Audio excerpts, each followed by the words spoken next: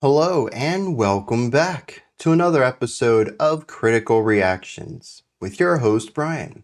We're going to wrap up this week as we usually do with an album review where we go through an entire album track by track, exploring what each song does in isolation and it's part of the larger whole.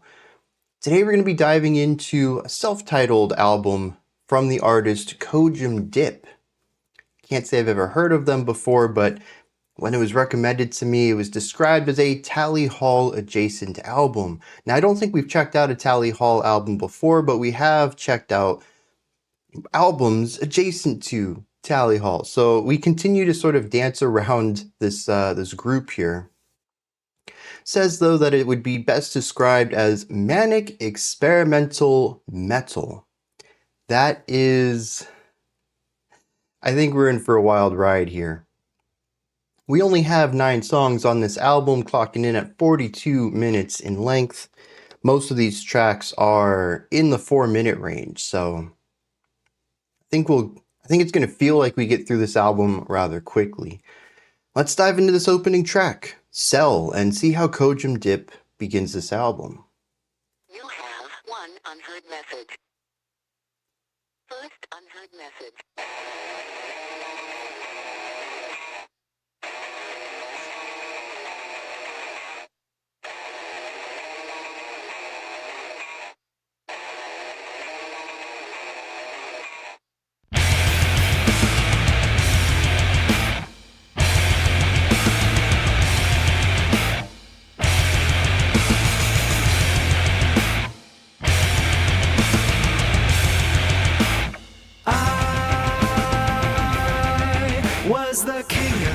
So we have now heard this guitar riff in 3 different sonic styles.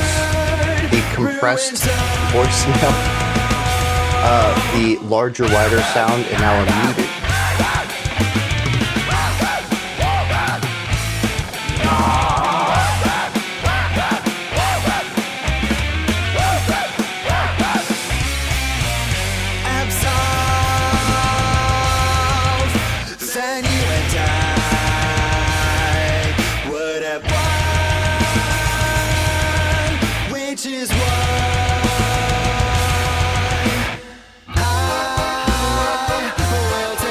Okay, so borrowing this guitar riff from the screaming section, but changing instruments on it.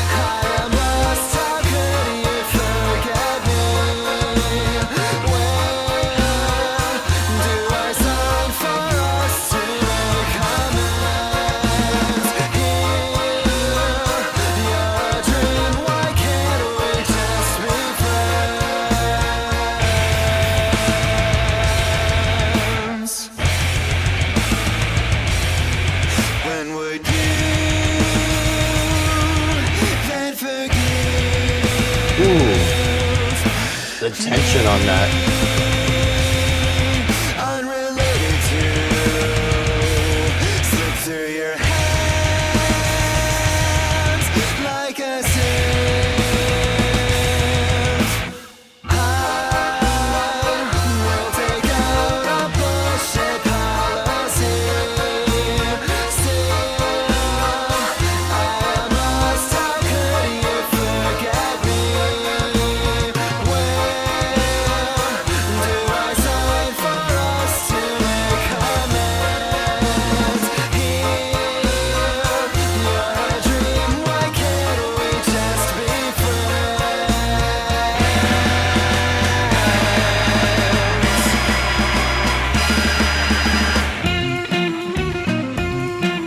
Okay.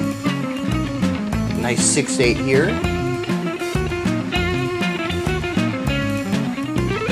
No, I was wrong. 5.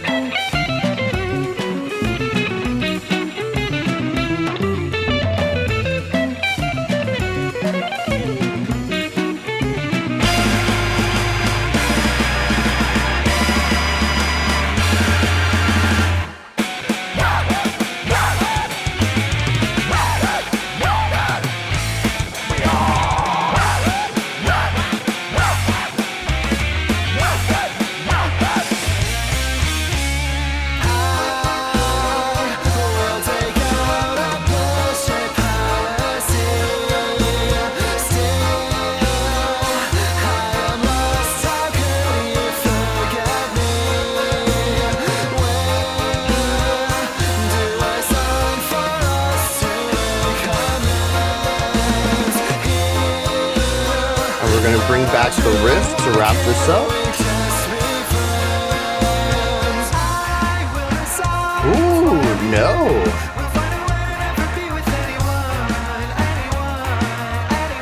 Sort of a Latin-inspired 4/4 here.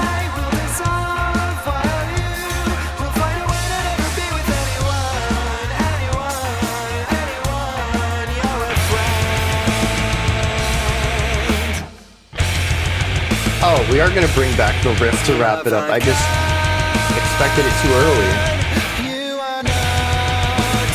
Why won't you just follow me?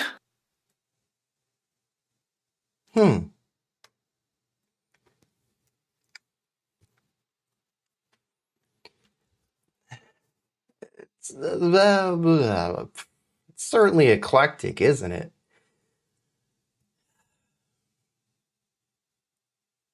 It reminds me of a group like UNEXPECT or Mr. Bungle or the System of a Down a little bit, in the playfulness of the realms between the more serious metallic bits and the lighter, more playful styles elsewhere.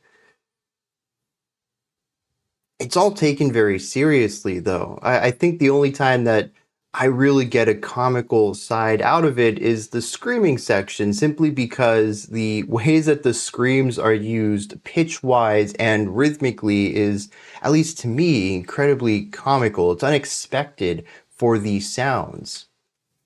I think that's why I did enjoy the growls in that final second, bringing that beautiful, clean vocal into those gritty tones at the very end of the track. It's the first time that we've subverted the use of harsh vocals, which to me has always held a little bit of a comical edge, used rhythmically and texturally rather than to deliver specific lines. They're literally just screams during the screaming segments in this track. But they play into that carnival-esque rhythm and cadence. And to me, it sort of elevates it into not parody, but comedy. And so to wrap the song up, using harsh vocals in a more straightforward manner, I think is an interesting subversion of what they've set up for the use of them at that point, while also going into growls rather than fries. So that's interesting too. It certainly captures a lot of different ideas and paves the way for an album that I think is going to be wildly unhinged. I really can't have any expectations at this point. It isn't like listening to, a metal album, a death metal album, or actually, a black metal album would work too. And you listen to the first song and you're like, yeah, this is probably what the album's going to be. I can justifiably expect more of this opening track. I don't know with this. Maybe we do just get more of this, a light alternative metal, kind of just a grittiness of guitar. It's really the only metallic element here, mixed with a playfulness. But there's also so many different ways to take this blueprint as well. And I really think that this album is going to be one based around sonic novelty. Each song is going to have its own shtick, and a lot of that comes down to, or at least my expectation of that comes down to, the simplicity of this song. And I don't want that to be a negative in any way, but it is an objective way of looking at this track. We have the riff. It started out on the voicemail sounded compression, and then we got a full-fledged just allow the notes to ring out style, and then we got a palm muted style on it. So we got to hear it in 3 different sonic styles, and it came up 3 more times throughout the track, and we ended the song on it, as I sort of correctly but also incorrectly guessed there coming into the outro of the track. It just seems like a natural way to wrap things up given how dominant it is in the song. But the bass is just doing what that guitar is doing. The guitar riff doesn't change. There's no harmonic shifting to it. It is just the riff. If you've heard it once, you've heard the same riff that you're going to hear 100 times on the track. And the drums are pretty straightforward in that moment too. Sort of locking in on the downbeats the same way that the guitar does. It's a very straightforward moment.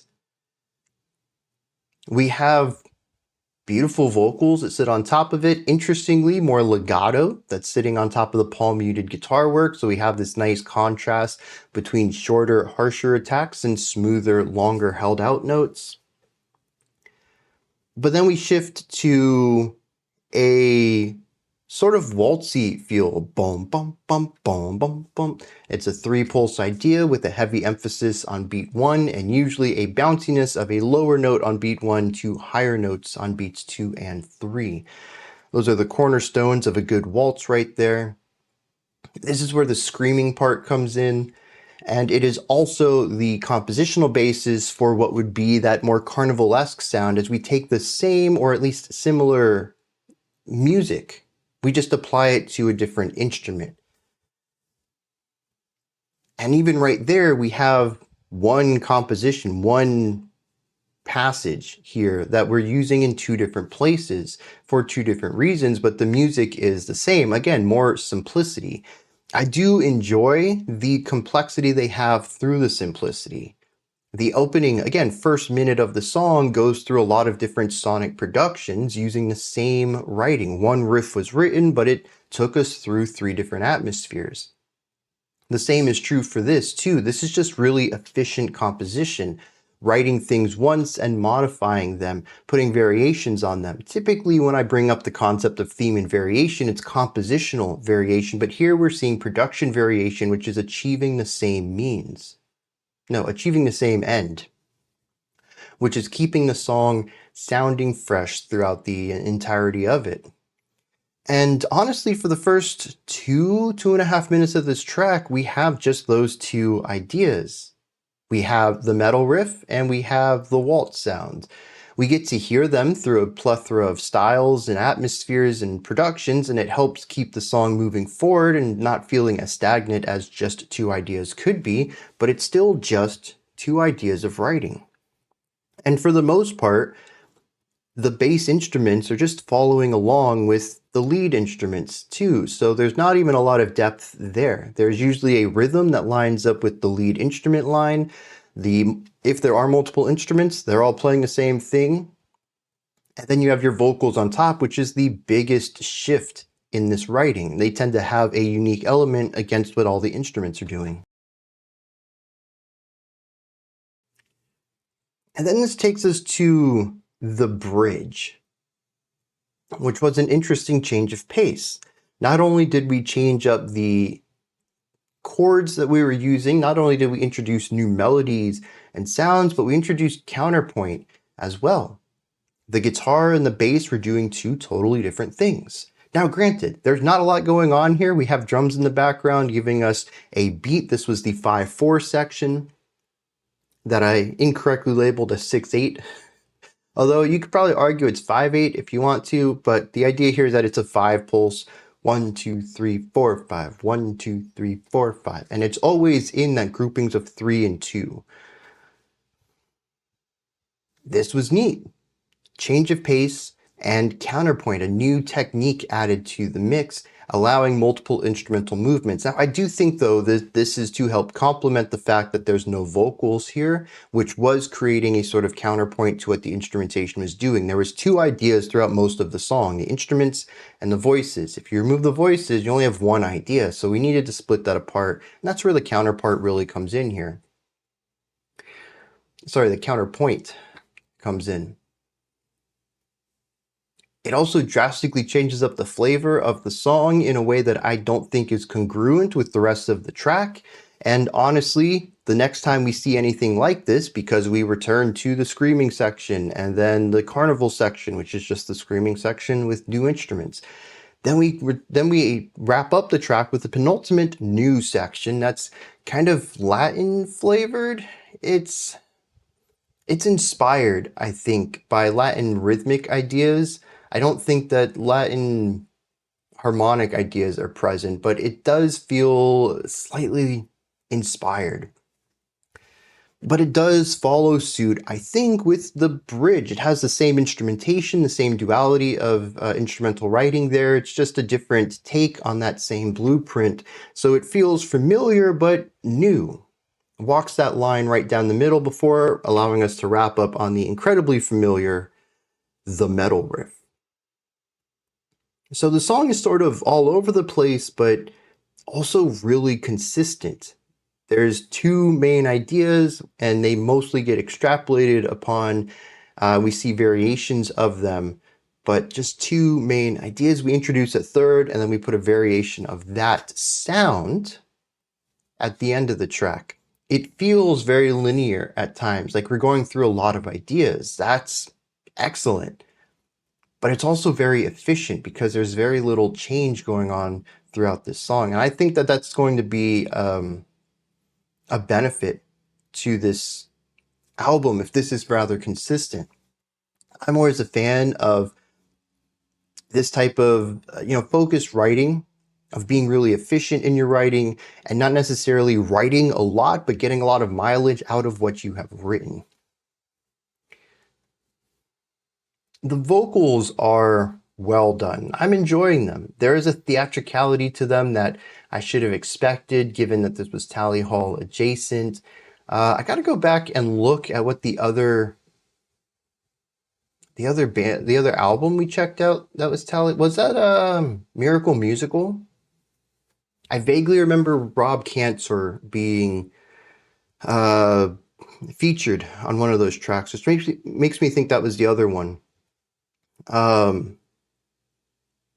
And these vocals, though, assuming that I'm remembering this correctly, I'll go look that up in a second. It makes sense. A theatricality is just sort of a thing I associate with anybody associated with Tally Hall, and that theatricality is certainly present here. I do think it's really interesting that the metal is used as a flavor. When I heard experimental metal, I'm expecting unexpect. Honestly, wild sounds, screaming. What's some other experimental metal that we've listened? Just last month. Maybe it was this month. Ethel Doeth. So yeah, that's kind of the vocals I was expecting. And to get something like this, very well done, cleans. This person is, at least from my perspective, probably a trained vocalist with great air support, great pitch control, good projection. They feel like someone who's done musical theater. Maybe they haven't, but they certainly have the chops for it. And if they haven't, then I don't know how they learn these skills, but they excel at it. I'm appreciating that. And I think that's part of why I call this an alternative type of metal, because the drum work, rock adjacent, maybe at best. The bass work, rock, prog rock. Honestly, whenever the bass gets to shine, that's where my mind goes, not necessarily metallic sound. Most of this song is not really metallic in composition. We just have that one metal riff, and it only feels metal. Well, I mean, the riff itself is pretty metal, but it's also the guitar tone, but it's also not an overbearingly metal tone. It's very soft and palatable. It has grit and distortion, but it's not overpowered. It isn't overbearing. It's not like a buzzsaw. It's not incredibly sharp like you would hear from a death metal band.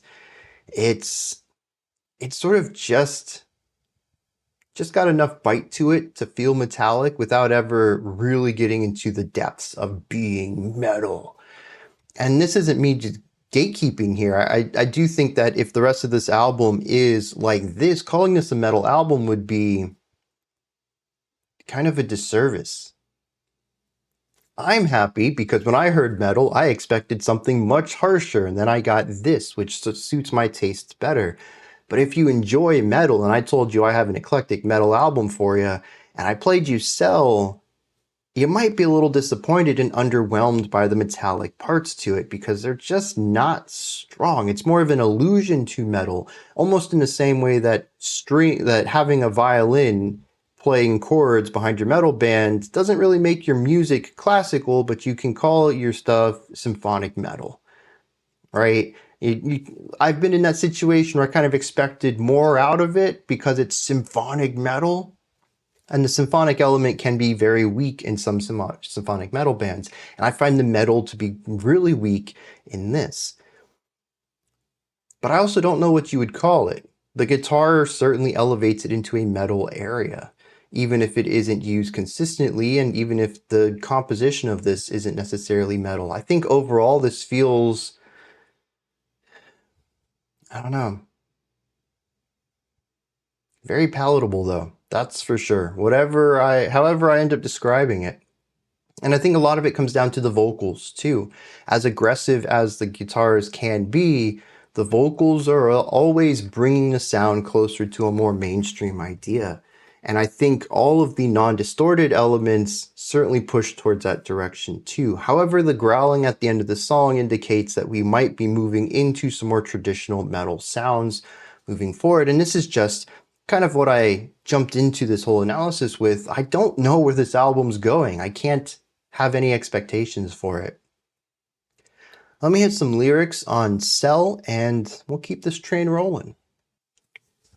It was Miracle Musical. That was the Tally Hall adjacent. Although I went and saw that there were only like 7 artists that are in the Tally Hall group, and one of them was Anonymous. It's spelled anonymous, but the M is capitalized, so it makes me want to give it a different syllabic sound. Anyways, I'm pretty sure we've heard them before, or maybe they're upcoming. The word seems familiar. So there's that. The other groups I didn't recognize though, other than Cojum Dip, which I'm now slightly familiar with and we will be getting more familiar with. This song is about the end of a relationship though, and about our narrator just wanting to rekindle that. The chorus says, "I'm still lost. How could you forget me? Where do I sign for us to make amends? Why can't we just be friends?" Verse 1 says, "I was king of it all and one word ruined it." This is very interesting. This idea of ruling, king of it all, is going to show up again, and I think it paints a very specific picture on this relationship. Verse 2 says, "When would you forgive me? I let you slip through my hands." There's another one about control. You had something in the palm of your hands and it slipped through the Actually, you usually say it slips through your fingers. I wonder if slipping through your hands is another way to say that. Maybe a different, regional difference in that phrase, or if that is a specific way of wording that specifically to sort of create this visual of having things within your hands, which to me implies more control. And all of this, I think, comes to a head in the outro. Everything in the song so far has been a sort of pleading. I'd like to have you back as a friend. What can I do to change that, to fix the things that I've done? The outro, though, says, "Avant-garde, you are not. Why won't you just follow me?" And this, I think, brings the whole king element to a head, the control. It isn't necessarily about having a friend, but having someone to follow. And there's even a condescending element to it when he says, "Avant-garde, you are not." Avant-garde is an eclecticness, a creativity to push the bounds of things. He basically says, you're a normie.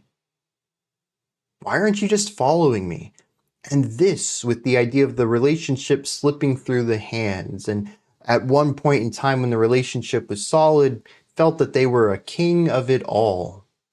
It's not somebody who just wants their friend back. It's someone who wants that control over another, and it slipped through.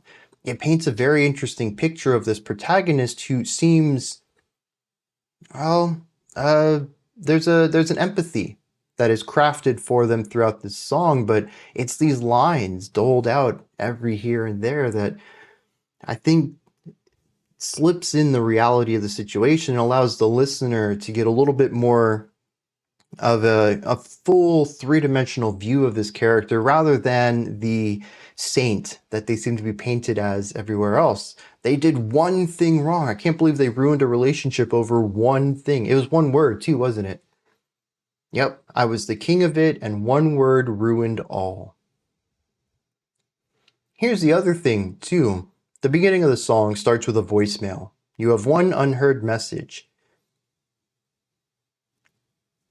Now, I think that this would technically be that this entire song is the message in a sense, even though we shift away from that voicemail styled production, which means that it is to the other person.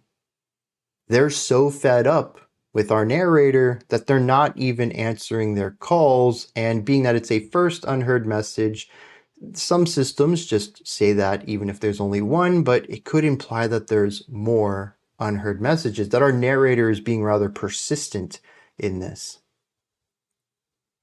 Which, for someone who feels like they should have control over all of this, yeah, I think that lines up with their personality. There's one extra line in here too that I think ties into all of this. It's in the chorus.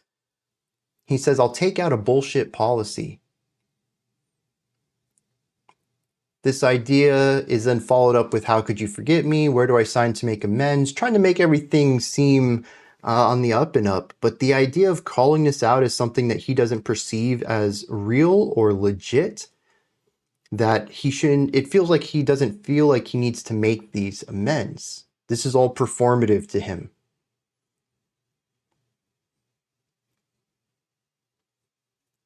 I like this so far. There's nuance to it.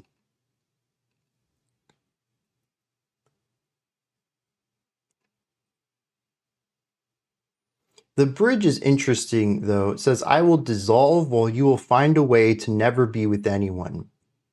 You're a friend. And I'm not sure how to feel about this. The idea of dissolving is to be lost in something larger. This doesn't seem to be a person who wants to do that. They're very much the person who wants to be the king. They want to be in control of things. They want people to follow them. They are too big to be a part of something larger. So I'm kind of curious how that plays into all of this. And I guess my next question is, where does this take us in the album? Is this a concept album? Are we going to continue following this character? Or are we going to do something else entirely? We'll dive into Forlom here. Forlom? Forlom? That's not a word. I don't know what Forlom is. Guess we'll find out when we hit the lyrics. Let's dive in. I think Cojum Dip is going to be coming out the door. So give it a great big hand. Cojum Dip.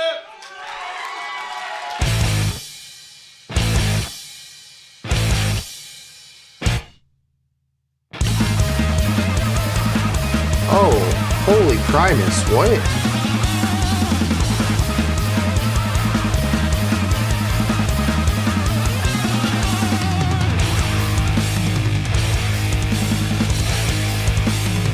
Okay, now we're into some proper new metal, alternative metal.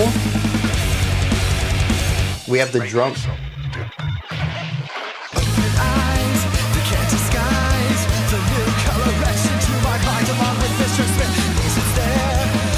Very interesting guitar tones.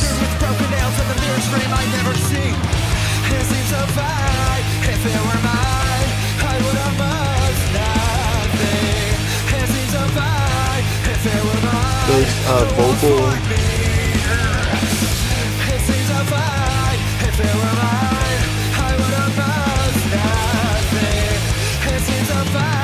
Very Mr. Bungle, or once again System of a Down.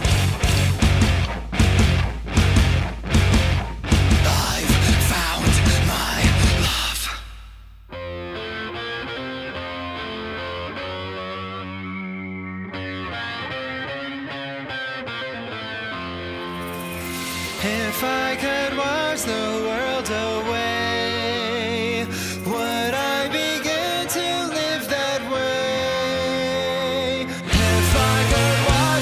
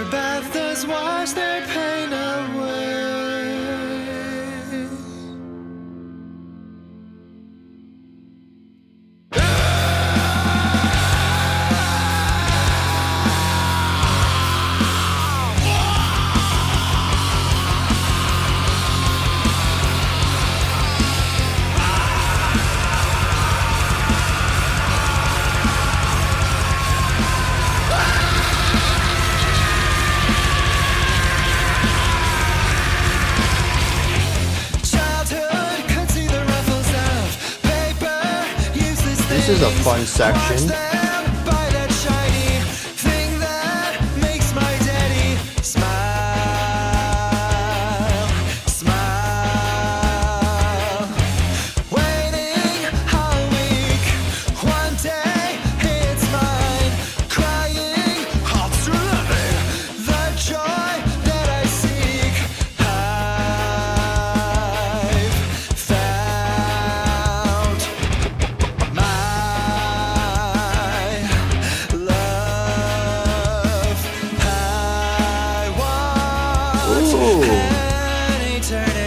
You notice the vocals don't really change too much, even though the music underneath does.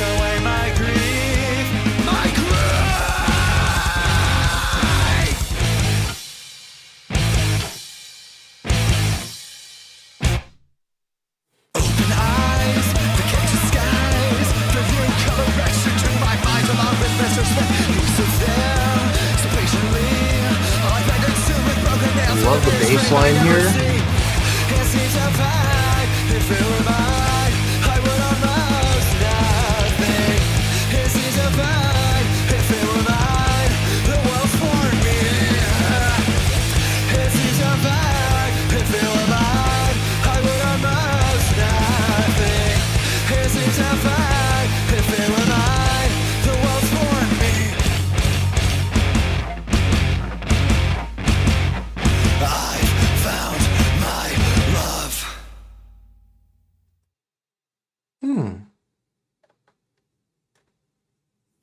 Yeah, this certainly moved away from, I mean, it's still very theatric, but it's moved away from,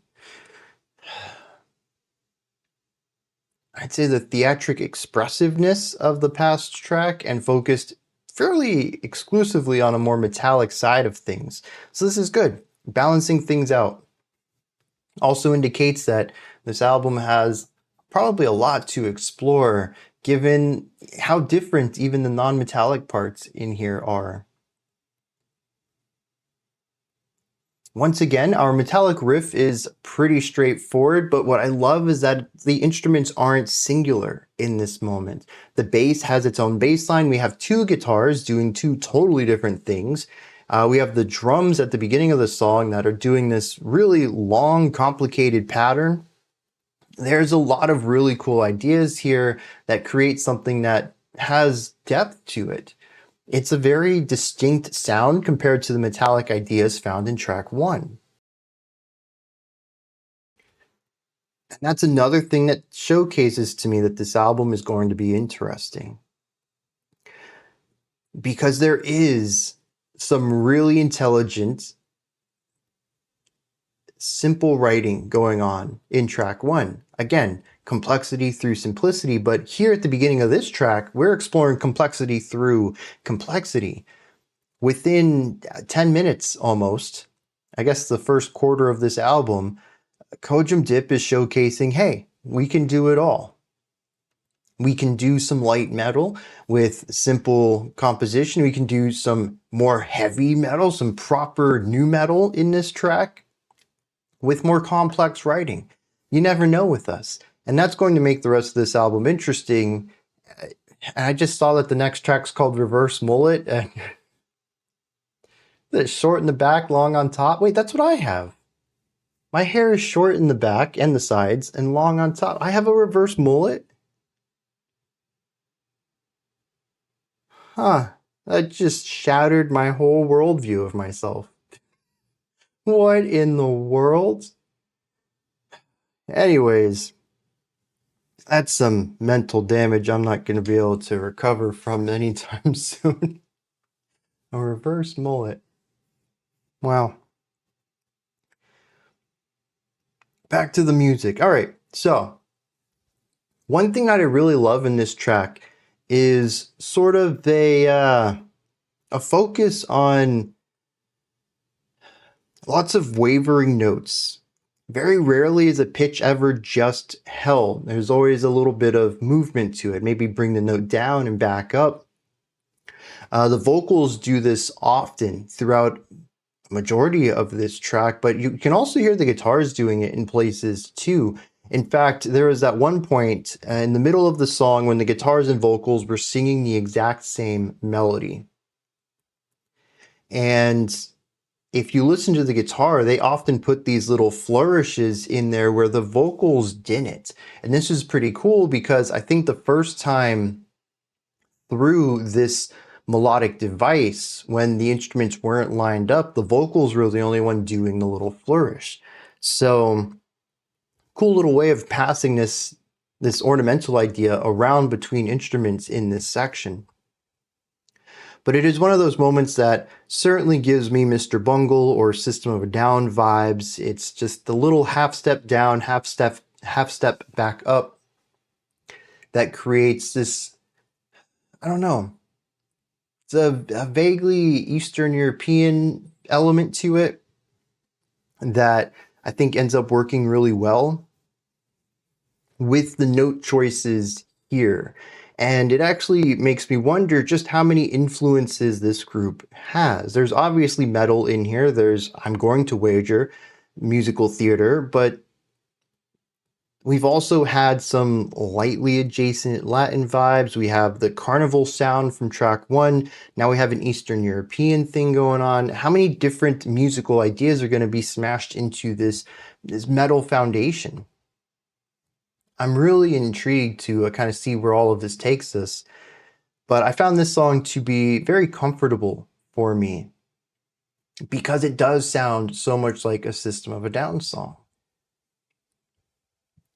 There's also a lot of flexibility of the vocals going on in this track. We have a couple of different types of harshes in here. We have the cleans. We have the cleans sliding into fries and sliding down into growls. There's a playfulness to this song that we also saw in Cell as well. You can hear it in some of the vocal deliveries, but you can also hear it in the writing itself.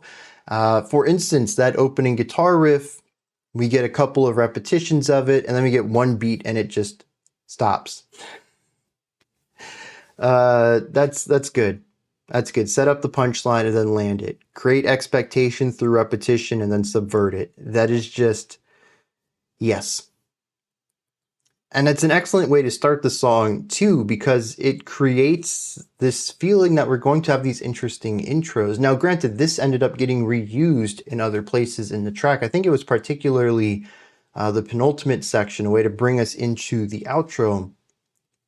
But Cell also starts the song off with an interesting intro with the voicemail technique, not just the sample of the voicemail sound, you have one unheard message, but also compressing the guitars down to make them sound like they're in the voicemail.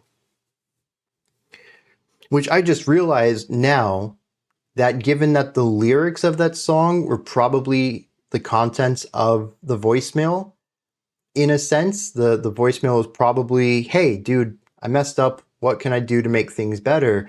I think that's very cool because it creates a diegetic element to it that sort of like in film, when someone picks up a letter and they start to read it and then there's a crossfade between the reader and then the writer, and the writer takes over voicemail or takes over the voiceover for it. And we just kind of accept that. We know that they're not there reading the message, but hearing them say it just makes more sense since it's their thoughts. It's something that isn't how things really are going, but a heightened way that makes sense to the viewer. And that works here as well. Having the voicemail transition from the super compressed phone sound into the full song while still being the contents of the voicemail. We're getting to hear it as it was recorded rather than how it's being played back. That's pretty cool. I don't know if that's intentional, but that sort of filmic element certainly, at least to me, is quite apparent in there now that I know what the song is about. Coming back to this track, though, I don't know that there's much else I want to add to it. Aside from the opening complexity, the rest of the song seemed to fit more in the simpler style of writing where multiple instruments are honed in on one idea. But I do miss that opening concept, and I hope we get to hear more stuff like that. However, I do like, As this continues on, we begin to see how some of these ideas are expanded upon, inverted, passed on to other instruments. There's still a very sharp, concise style of writing on this. Getting the most value and mileage that you can out of a single idea. And I think that having these ideas be shorter as we jump between a couple of them, it means that when we come back to an idea later in the track, and for the most part, we've come back to most of our ideas in one way or another, it always feels welcome. We didn't really spend a lot of time with it originally, so it's good to have it back. It creates a sense of familiarity, even though these songs don't really feel cyclical. I think Cell had a verse chorus idea, but there were a couple of, well, no, we did have verse chorus at the beginning, and then the rest of it seemed rather linear. This one feels very linear. There are some repeated sections, but again, there's sort of like a bit of familiarity after a stint of novel ideas, bringing new things to the attention of the listener, and then after a series of new events being like, oh, you remember this idea? I hope you liked it because we're back to it. And it creates something that where the familiarity adds to the experience of the song, simply because after so many new ideas, you kind of get overwhelmed. You just want that comfort, that familiarity. We return to an idea. Oh yeah, I remember that, dude. All right, cool. And maybe this is just me because I'm in this analytical mindset. Those are the moments that I really rely on in music to start forming my thoughts. I still have an ear out if something changes, some sort of variation, maybe a new guitar line that wasn't around the first time we came to this section. But it's a moment for me to kind of say, okay, what's going on here? I don't need to listen as intently because I know what's happening here. So having those moments is really beneficial for me in these settings, and I find them to be a point of calm and comfort. And I think now that I've vocalized this, it's one of the reasons why progressive music and linear music in general tends to be more stressful for me, because I'm on my toes all the time. Let me hit some lyrics for this one, and we'll push into reverse mullet. And I'm a bit lost on this one. The beginning seems to imply that Cojum Dip is playing at a small venue. The announcer gets the name wrong, calling them Cojum Dip. And kind of unprofessional. I think Cojum Dip is going to be coming out the door. So give a big hand to Cojum Dip. Whoa! It doesn't necessarily sound like a big arena here. But I don't know what this has to do with the song at all. Unlike the voicemail intro, which absolutely ties into the rest of this track, this just seems to be a funny way of starting the song, which I'm kind of curious who did this first. Like one of the first ever artists to be like, what if we start the song like we're in a small venue, and they mess up our name? But when I think of this skit, I think of Tenacious D. They did it on a couple of their tracks early on in their career, and I'm pretty sure that predates this album, which came out in 2004. Wait, 2004? No. Yeah, Spotify has it as 2019. I gotta go look this up. Oh, okay. So Cojum Dip, this self-titled album, I think did come out in 2019. Genius says that this song came off of the greatest demo CD in the universe. That might have come out in 2004, which means this song predates this album by over a decade. I gotta go look into that. Anyway, coming back to the lyrics, I don't think this opening has anything to do with the rest of it, but I'm also not too sure what the rest of this song is even about. We jumped immediately into the pre-chorus and the chorus. Open eyes can't disguise the new color etched into my mind. Along with Mr. Smith, he sits there so patiently. A life ended soon with broken nails in the mirror's frame I never see. So we have this Mr. Smith, presumably from the framing of the intro, in the crowd. That's the only part of this I think that can make any sense. Otherwise, I have no idea why there would be a Mr. Smith sitting there, because nothing else alludes to why there's anyone in this room other than the narrator just in their thoughts. But he says that this Mr. Smith's life will end soon, and he doesn't see the mirror's frame, which means that Mr. Smith is a reflection of himself, but he doesn't recognize that.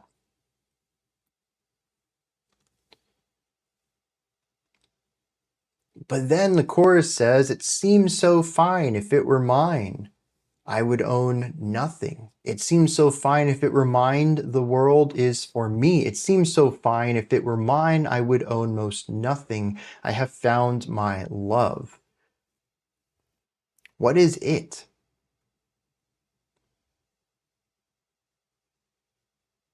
I don't know. That's the chorus and the pre-chorus, though. We'll see those a couple of times in this track. We come to a bridge. Really? The bridge says, "If I could wash the world away, would I begin to live that way?" The idea of washing the world away seems to be removing the impurities with water. But if you were to flood the earth, I think you'd wash away more than just the impure. So what would it mean if you had the power to cleanse the world? Whatever even scope that represents, would I begin to live that way? Like, would you lose your ability to discern life, to care about life? If you had that power, would the small, just regular Joe people matter to you? That's the only way I can interpret that. But I don't. Sticking with this idea of washing in water, he says that their bath does wash the pain away, and then he screams. And these screams were quite comical. Much like this screaming in the first track, they seem to be played for their almost absurdity. They're not traditional Fry screams, which I think would have sounded more serious here. They're sort of yells with a bit of compression on them, and it just sounds comically out of place. I don't know if it's supposed to be comical here, but that's certainly how I've interpreted all of the screaming on this album so far. The verse then shifts to, I don't know, money, wealth of some sort. Says, childhood could see the ruffles of paper, useless things. Watch them buy that shiny thing that makes my daddy smile. So as a child, you see useless paper, money, presumably, buy shiny things that make daddy happy. So maybe the father in this figure is or maybe it's not a father in specific, but just fathers in general, about how parents put this idea of wealth and showcasing wealth with jewelry onto their children because that's how they act. They see their parents buy shiny things and wear them, and they think that that's what life is about, and it gets passed on to the next generation that way. It says, "I'm waiting all week, and one day it'll be mine. Crying halts to nothing. The joy that I seek, I have found my love." Once again, I'm very lost here. The last new stanza says, "I want an eternity, so long as I can brush away my grief." And at this point, I have to wonder if this song isn't about someone who is trying to fill a hole within themselves with whatever they think might make them happy. They're not sure of how to feel more complete. Maybe power would make them happy, as the bridge indicates about, if I could wash the world away, would I live that way? Would that make me happy to have power over people? The chorus indicates that he'd be happy if he just had this one thing, owning almost nothing, but would be fine if it were mine. Then we still come back to the pre-chorus, which it shows up again at the end of the track about seeing this person, Mr. Smith. They're going to die soon. It says, sitting there patiently, their life will be ended soon, and that it's a reflection of our narrator. I don't know. What I am seeing here, though, is that For Lom is an acronym for the love of money. LOM, love of money. That the original, an alternative title for it was For Heart Emoji O $, which I think indicates love of money a lot more clearer, but also looks, I don't know. When I see emojis and $signs in titles and artist names, it never really reads as mature to me. I think it would look interesting against the rest of the title tracks. Not the title tracks, the rest of the track titles. For LOM visually is more aesthetically pleasing, but I think it conveys a lot less information. Is this a song about wondering if money will make you happy? Maybe. That's the best read I have on it. But I still don't know what's up with the framing of this or the Mr. Smith idea. Or really most of the lines that I didn't bring up. There's a lot of lines in here that I had no idea how to tie it together, so I just put off to the side because we have so many lyrics and so much music to listen to already. I don't see the point in bringing something up that I can't work into a larger idea. So that's where we are with that track. Cell, I thought, was very straightforward. I applauded it for its strong cohesion lyrically and musically, and here I'm a bit lost. A little bit of swinging between both sides of the spectrum here, total understanding and not really getting what's going on here. Also, I just noticed on Spotify, most of these songs are in the 200,000 to 300,000 plays range, but track 6 is 10 million. It is a monumental leap in popularity. I'm curious what's going on there. It might have been a single, might have been, I don't know. That's so big. Maybe it was used in a show or something. That is a massive leap. Anyways, let's move on to Reverse Mullet and see what's going on here.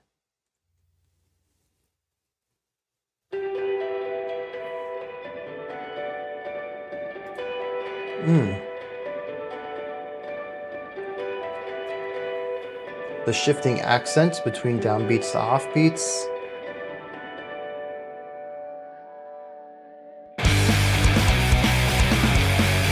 Ooh, a little bit of punkiness going on.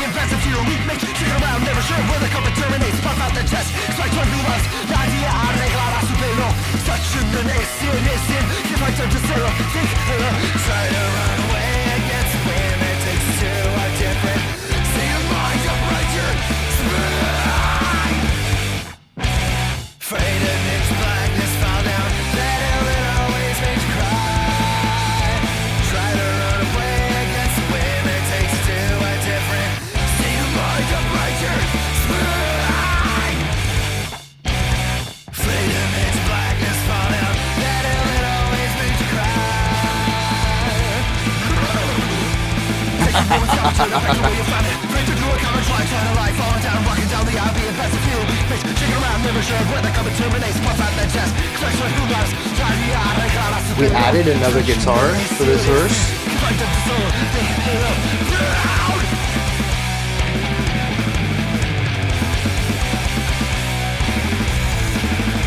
Very expressive drum work.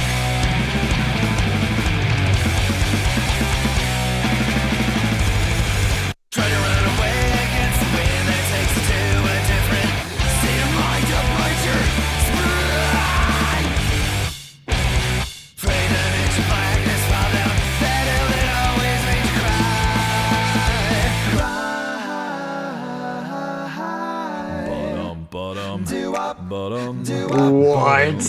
Bottom boom.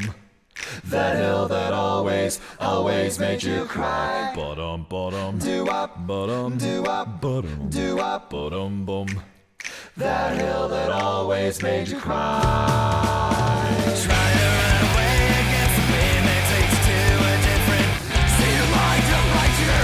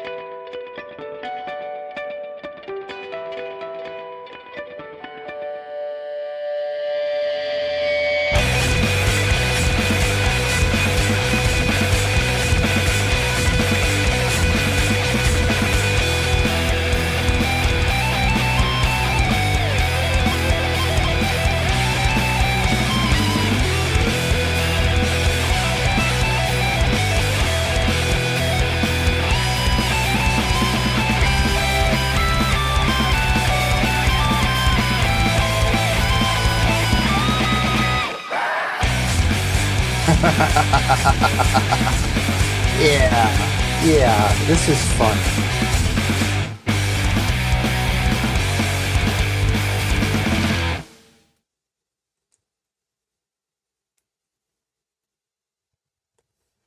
So we have a nice punky track here, 4-chord progression, a little bit of change in the rhythmic cadence between the verse and the chorus, but I don't think the chord progression changes much. We do have a little bit of a melodic idea happening in the verse. Starts off in the left guitar. Second time through the verse, we get a harmony on the right guitar. The bass is basically following along with the bass kick. Lots of bassiness going on in here. Rhythmically, which gives us a lot of syncopation in both the bass kick and the bass guitar. And then we have the vocals almost rapping over the verse and delivering really quickly sung parts in the chorus. And that's honestly a breakdown of a majority of this track. I don't have much else to add to that. It is high energy all the time, constantly pushing forwards, tons of momentum, and very similar verse and chorus as far as atmosphere, feel, electricity, emotion. They're just finding two different ways to do the same thing.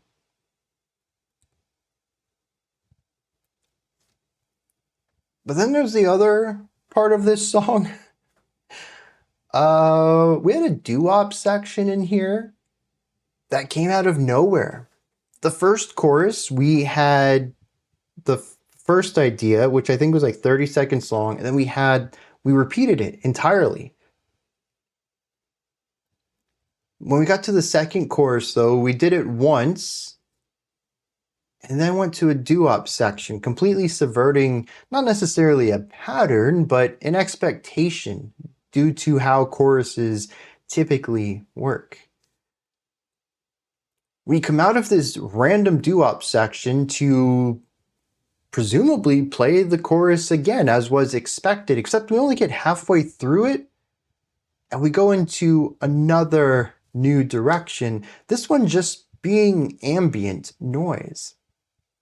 Some light cymbal work, a little bit of a drum roll, 2 or 3 notes on a guitar, higher pitch, lots of reverb. The sound just kind of trails and reverberates and expands. And then 2 or 3 heavy, punky chords. Back to the light. A little bit of this, a little bit of that. And then we're just back into the song. We wasted, wasted I think is a harsh word for it. We took half of a minute to do nothing. And that's interesting because the rest of the song is doing a lot of something. It creates interesting contrast. I don't know that it particularly elevates the song. I don't know that it tells me more about the song. Maybe the lyrics might help with that a little bit, explain why we are doing that, but it is random. We just sort of do it, and I don't see how it ties into anything else. But it is complete contrast, the opposite of what we have been doing this entire song, which is a lot. In fact, even the Doo-Wop section is a subversion. It's not necessarily doing nothing, but there are no instruments. It's totally a cappella. For a song that has focused so much on all of these layers, all making sound at a quick tempo, to cut that tempo in half and to focus on harmony over competing layers is once again a massive pendulum shift. I don't know that it, again, elevates the song. It's eclectic, it's comedic in a sense. It's such an absurd shift that, at least to me, it registers as funny. But I don't know that it gives me any stronger understanding of what the song is trying to say, do, or be. Unless it's just trying to be random. And that's totally plausible and a fine way to write a song. I'm not usually on board with it, but that doesn't make it any less viable. That's just my opinion. But I do find this to be the most chaotic song. You just never know what's around the corner of anything.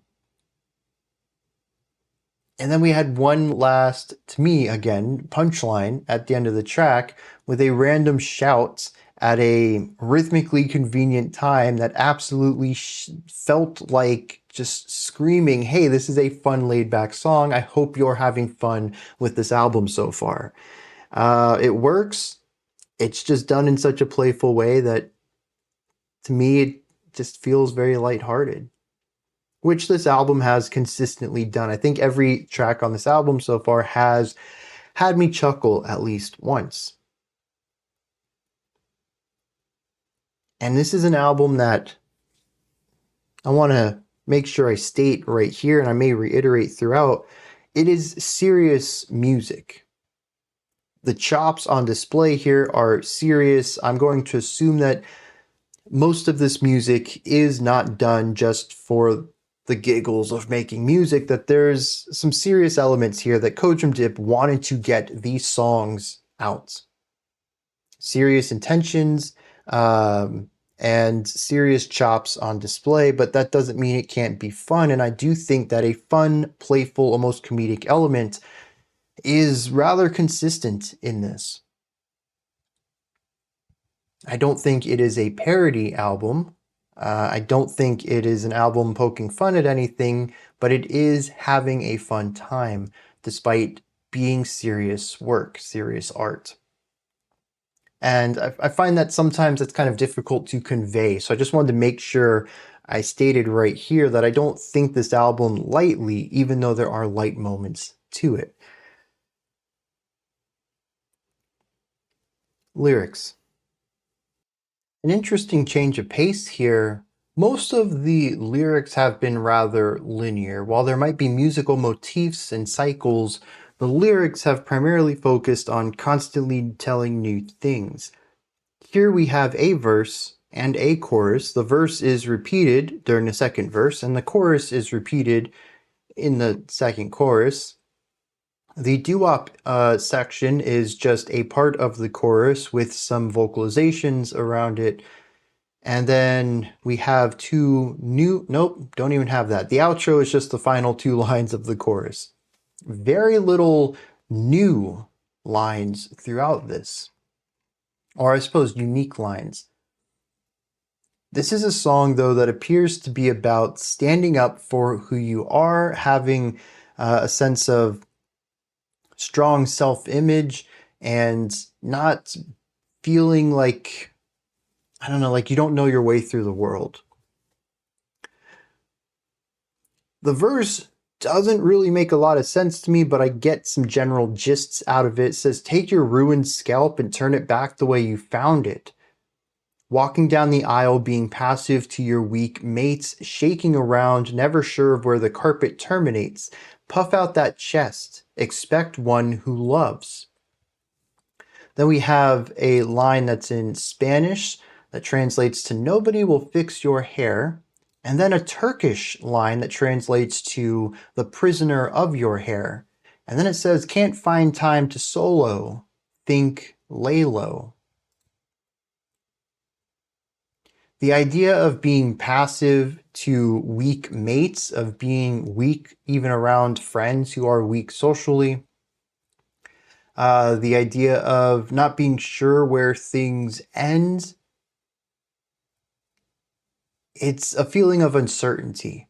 He says, despite all of that, you should puff out your chest and expect ones who love you. I like that idea.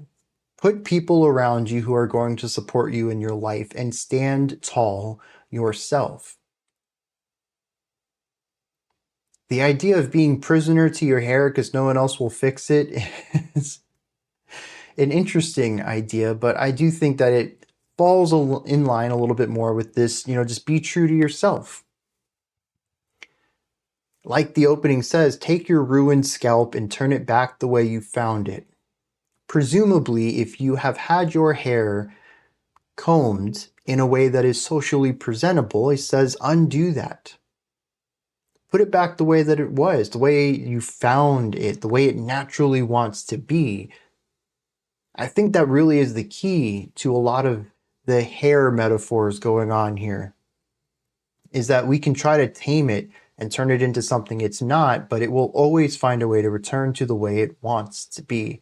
Just let it be. And taking that metaphor into life, be who you are.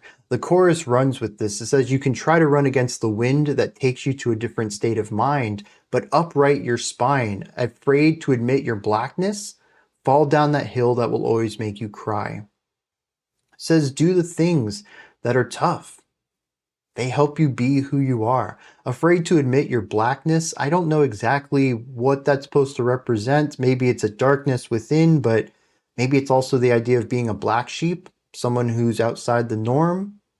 Just be who you are is what this all says to me. Which I suppose does line up in a sort with the song. The song is definitely very Cojum Dip. I've never heard anybody else make an album that kicks off with metal, experiments with metal, and then does a punk song that goes into Doo-Wop. That's definitely unique. And this song, to me at least, reads as a call to being unique. We're going to check out the shortest track on the album next, M54. See what this song's about. Ooh, kicking off with some Phrygian.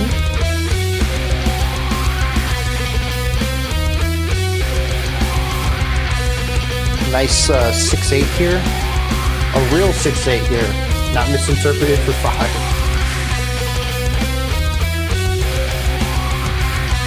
I like that sort of blooming sound effect with the extra grit on it. That bass got beefy.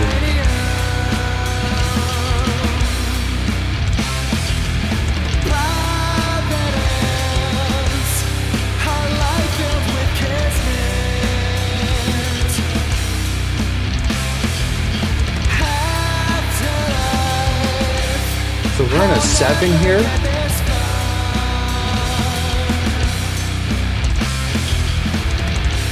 but I think every fourth time through we hit an 8. Yo, my name is Bo Doer and I'm made of guano. Don't mistake my multilingual Jabberwocky for a flow. Was born in deep space, hair is poison laced. When I sneak somewhere, a baby grows knees on its face. Swore to save the streets from evil wrongdoers, and by that I mean I stab myself with shish kebab skewers. I've turned my share of bodies into tunage and crochet, stealing offerings from catacombs to Lawrence's dismay. I'm gonna back and jump your soul and leave it at the golf course. I tried to shave your mom, but it was tough cause she's a horse. 38, 12, 26, 32. I like chocolate, but so do you. Everybody say, oh, dip! Oh, dip! Damn it, yeah, won't you play that funky clip? I was raised by bears and a rusty chainsaw. I get a boner every time I see a broken seesaw. Moo dip! Honey, honey, honey, honey, honey. I gotta find it, and there's a reason why. I see the methods, it's just my time. But now don't mind me, plenty to will go there. It's an illusion, but not unfair. What is this?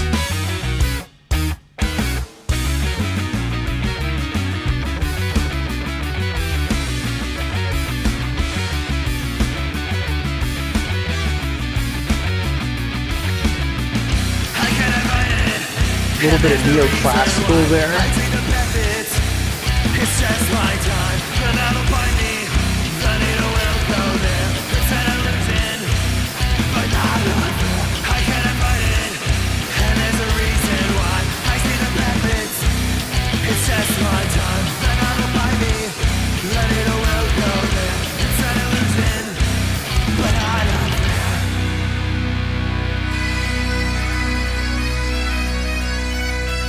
Because why not?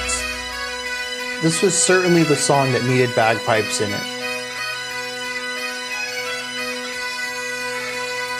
Also, that was very similar to that neoclassical adjacent guitar riff earlier.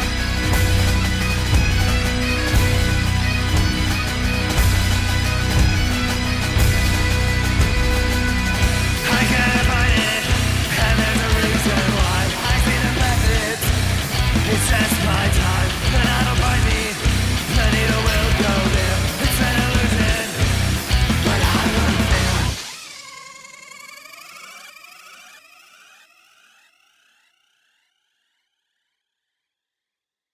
Yeah, dude. I'm on board with this track. It's bizarre. And I do think that the bridge, I just wish it would have done something different. But I think so far this is a song that I could jam to casually the most. Presumably because it feels like this odd mix between the rap metal that we saw a lot towards the beginning of the turn of the century and a dash of where that led to with bands like Nonpoint. And I really enjoy this sort of rhythmic, textural, groove-based writing here with the slightly raspy vocals that do focus on melodic ideas, but also are aware of cadence and rhythm too, somewhere between spoken word and growled. All of this played off of and coming after two legit rapped sections with some really interesting guitar and drum work. This is another song that shifts away from Cell's more simpler writing and says, well, what can we do to elevate this with as much sound as possible with somehow without going into the realm of noise or muddiness to keep everything clean but layered.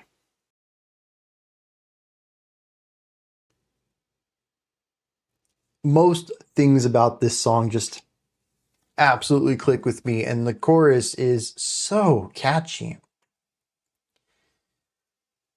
I really dig this. I just think it's a shame that it goes into some odd directions later on in the track. The quasi-classical section there I thought was fine. It's kind of cool to seeing the guitar take a little bit of a lead section there, but I feel like ultimately it doesn't add much to the song, and it even deviates just a fair bit away from that nu metal sound for me to find it cohesive in any way, which I don't know why I'm still looking for cohesion in this album, but whatever. And then to adapt this into the bagpipe section, I like the idea of adaptation, taking something you wrote for one instrument, giving it to another. But the bagpipe section just doesn't ever really click with me. They tried to incorporate it into the larger idea, bringing like guitars around it, and I thought that was okay, but I don't know, it feels like a lackluster way to wrap the song up. It brings the energy down where in the penultimate section we really should be elevating and escalating so that we can end on a really strong note. And I think it ends fine enough, but it feels diminished because of the extended bagpipe section that came just prior to it. It almost feels like a song that ends up not being as good as it could have been because it would rather be unique or odd. And on the one hand, authenticity is a great element to have, especially coming off of a track like Reverse Mullet. I think that this album is very Cojum Dip. No one else, well, at least in my experience, has written music like this. It definitely borrows heavily from groups like Mr. Bungle. Sure, there's influences in this. It isn't completely brand new, unique, totally innovative music, but it's also the influences themselves, how they are combined, is very Cojum Dip. It is very authentic to who they are. But I do find that, at least in this case, that authenticity diminishes my likability of the song just a little bit. And I think that's a shame because I do enjoy the first minute, or I guess like minute and a half, 2 minutes of the song. Most of the first half, phenomenal work. The hip hop, the catchy chorus, the good groove, it all works really well for me. And then it just starts veering off in wild tangents, and that's when it starts to lose me.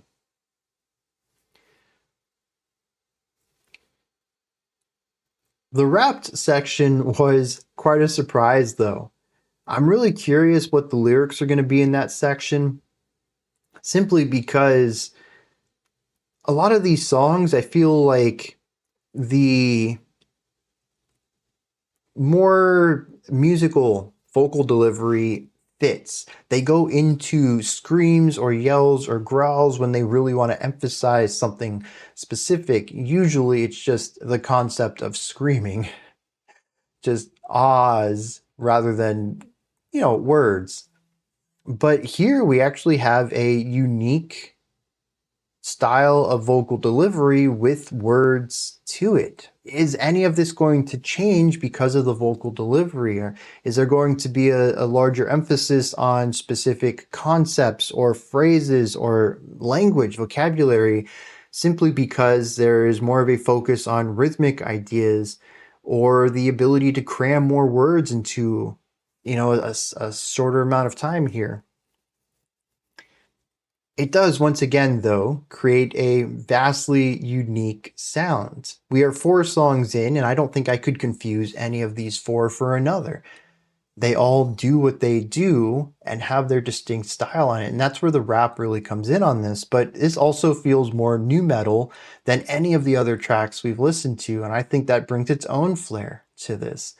And pairing the nu metal, the heavy, gritty, rhythmic ideas with the rhythmic cadence of the rap vocals works really well.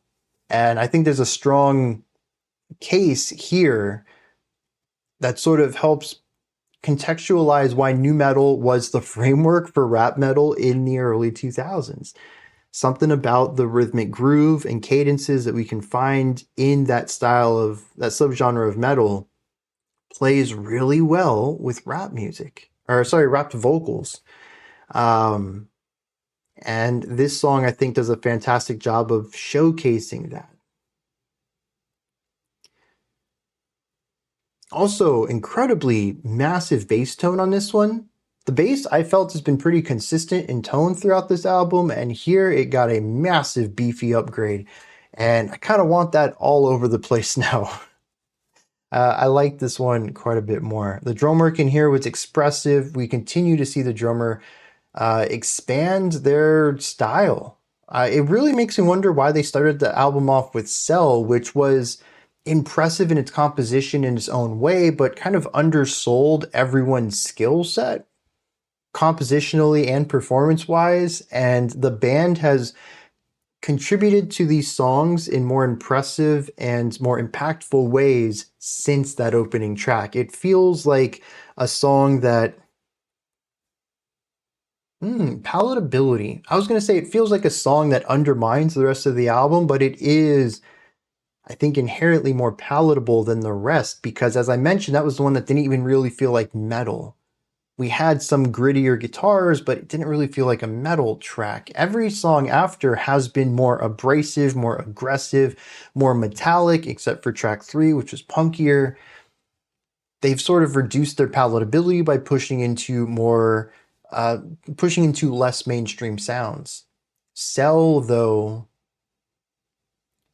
well, here's another thing. Cell's plays, aside from the 10 million on track 6, is higher than most every other song.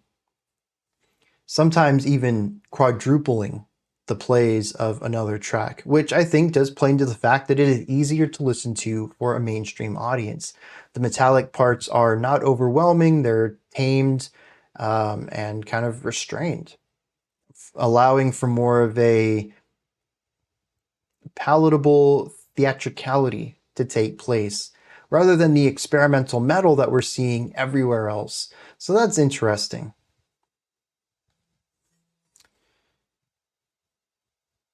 All right, lyrics.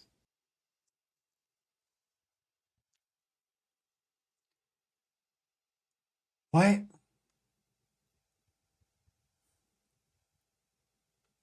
There's an element of destiny here. The beginning of the song says, to find my cranium, providence, a life filled with kismet, afterlife. I'll never get this far. There's the 2 rapped vocals. We're going to skip them for now. Sorry, 3 rapped vocals. We're going to come back to the chorus here, though. It says, I cannot fight it, and there's no reason why. I see the path, it's just my time. The knot will bind me, the needle will go there. It's an illusion, but not unfair. It says that this is just the way things are. You can't fight it. This is the path in front of you. You just need to go with the flow. So the intro talks about kismet, which is a type of fate, the way that things will be. It says that the life is filled with that. And the chorus, which is repeated 4 times, says you can't fight your destiny. So let's explore the verses, shall we? Verse 1. Yo, my name is Bodor, and I'm made of guano. Don't mistake my multilingual Jabberwocky for flow. Was born in deep space, hair is poison laced. When I sneeze somewhere, a baby grows knees on its face. Sworn to save the streets from evil wrongdoers, and by that I mean I stab myself with shish kebab skewers. I've turned my share of bodies into Tunisian crochet, stealing offerings for catacombs to Lawrence's dismay. What does any of this mean? It is either totally random or incredibly deep to the point that I'm missing all of the connections here. There is definitely an element of feeling lesser than, saying I'm made of guano, which, it's poop? I probably should have looked that one up. I've heard that word before, though. He says, don't mistake my multilingual Jabberwocky for flow. This is interesting because the Jabberwocky's a beast, at least in Alice in Wonderland, Through the Looking Glass, Lewis Carroll stuff, which is interesting because the end of the song has a sample from the Disney animated film Alice in Wonderland. So there's 2 connections there.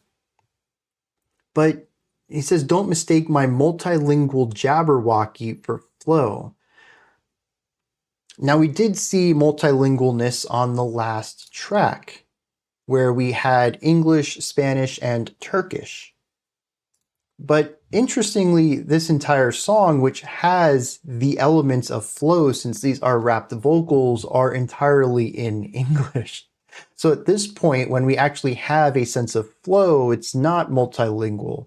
So I don't get this. And a multilingual Jabberwocky, I mean, Jabberwocky could be a play on jabbering, gibbering, talking about things, yapping, and extrapolating that to Jabberwocky. But I don't know that that works, because to me, I read this as, don't mistake my multilingual beast for flow. I don't know. Born in deep space, poison-laced hair. When I sneeze, a baby grows knees on its face. What? We do have this idea once again of kind of bringing one's own self down. Sworn to save the streets from evil wrongdoers, and by that I mean I stab myself with shish kebab skewers. So he believes he is his own wrongdoer. He's his own evil person. He has to take himself down in order to save the streets, bringing himself down a notch, just like when he called himself Guano and when he said that, you know, just because I'm speaking like this doesn't mean I actually have any flow.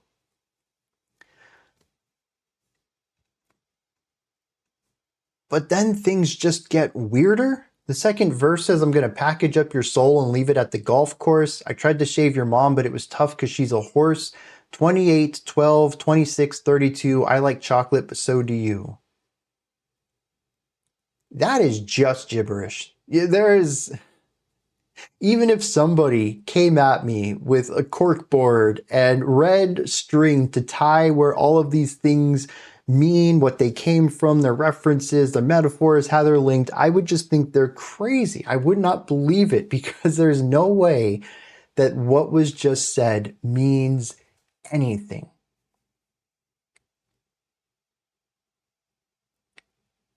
The third verse is just as nonsensical and even shorter. So the framing of this is, you have a destiny, you can't avoid it. And what is said between that is nonsense and putting oneself down. What? It's one of those songs where I kind of wish I hadn't read the lyrics, because I did enjoy the music. But now that I know the lyrics, I don't know that I would want to listen to it again. Ignorance is bliss and all that jazz. The bagpipe interlude, I think, makes even less sense here. Because what is it doing? I don't know. I don't know. In an interesting direction for this, the next song is called Jabberwocky. It's also the second longest track at 5:15. Let's dive in.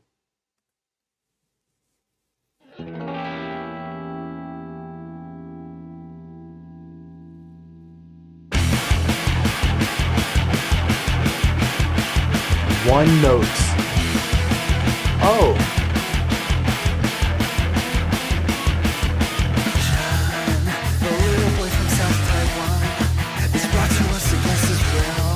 Very cool drumming here.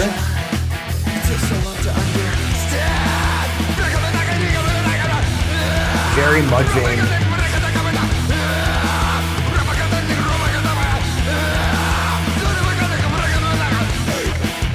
I have no idea what was just said there.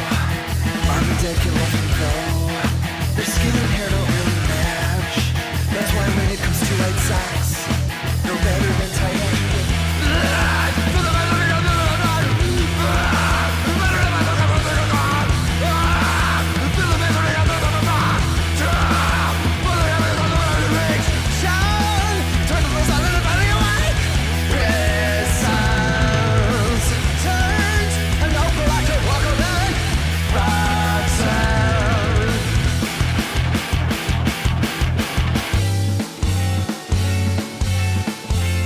Another one of those 180 turns. See, this drummer, man, I like them.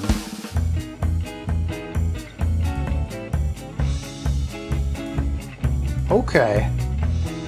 I know this isn't going to last very long, but I'm jamming with it.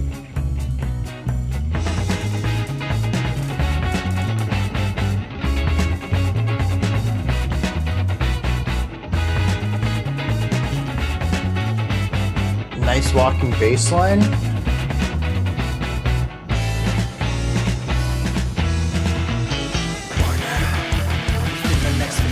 Oh, there's a tempo shift there as well.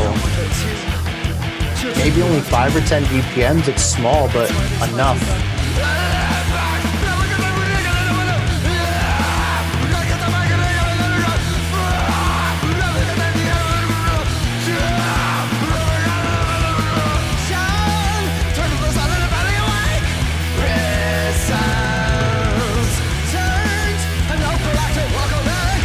What is this song?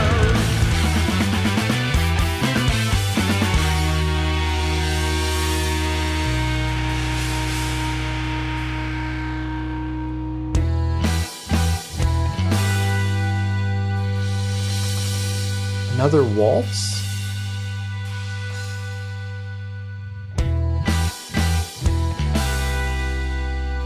No. What are we doing here?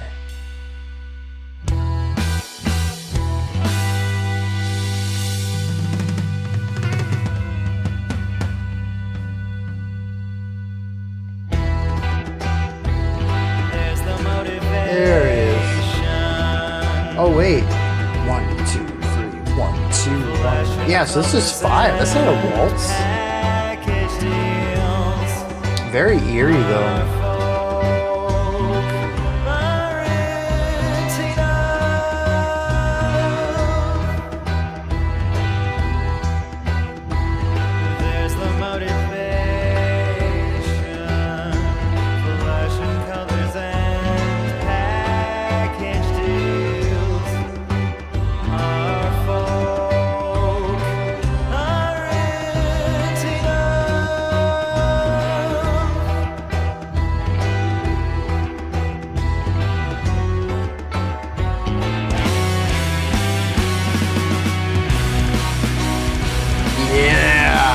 Okay, I'm really liking this.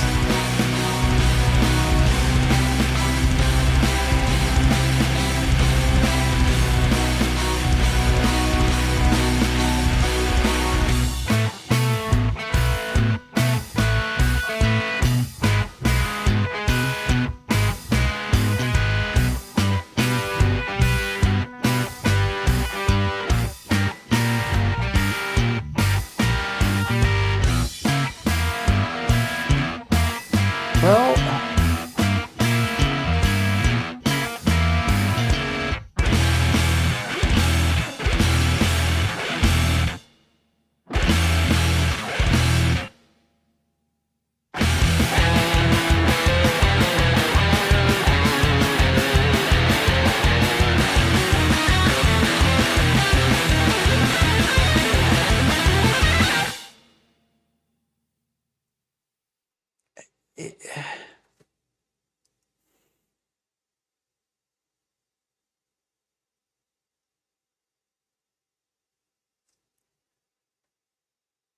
well, this is certainly a frustrating listen. There's a lot of really cool ideas in here. In the album in general.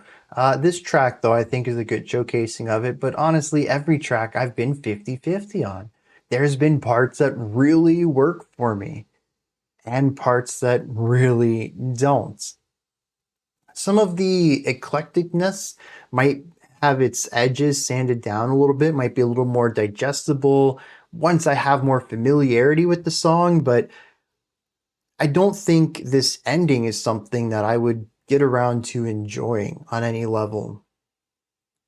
It took an idea that I thought was pretty cool, strong atmosphere, great writing, cool way to bring everything together, to diversify, show another side of the band.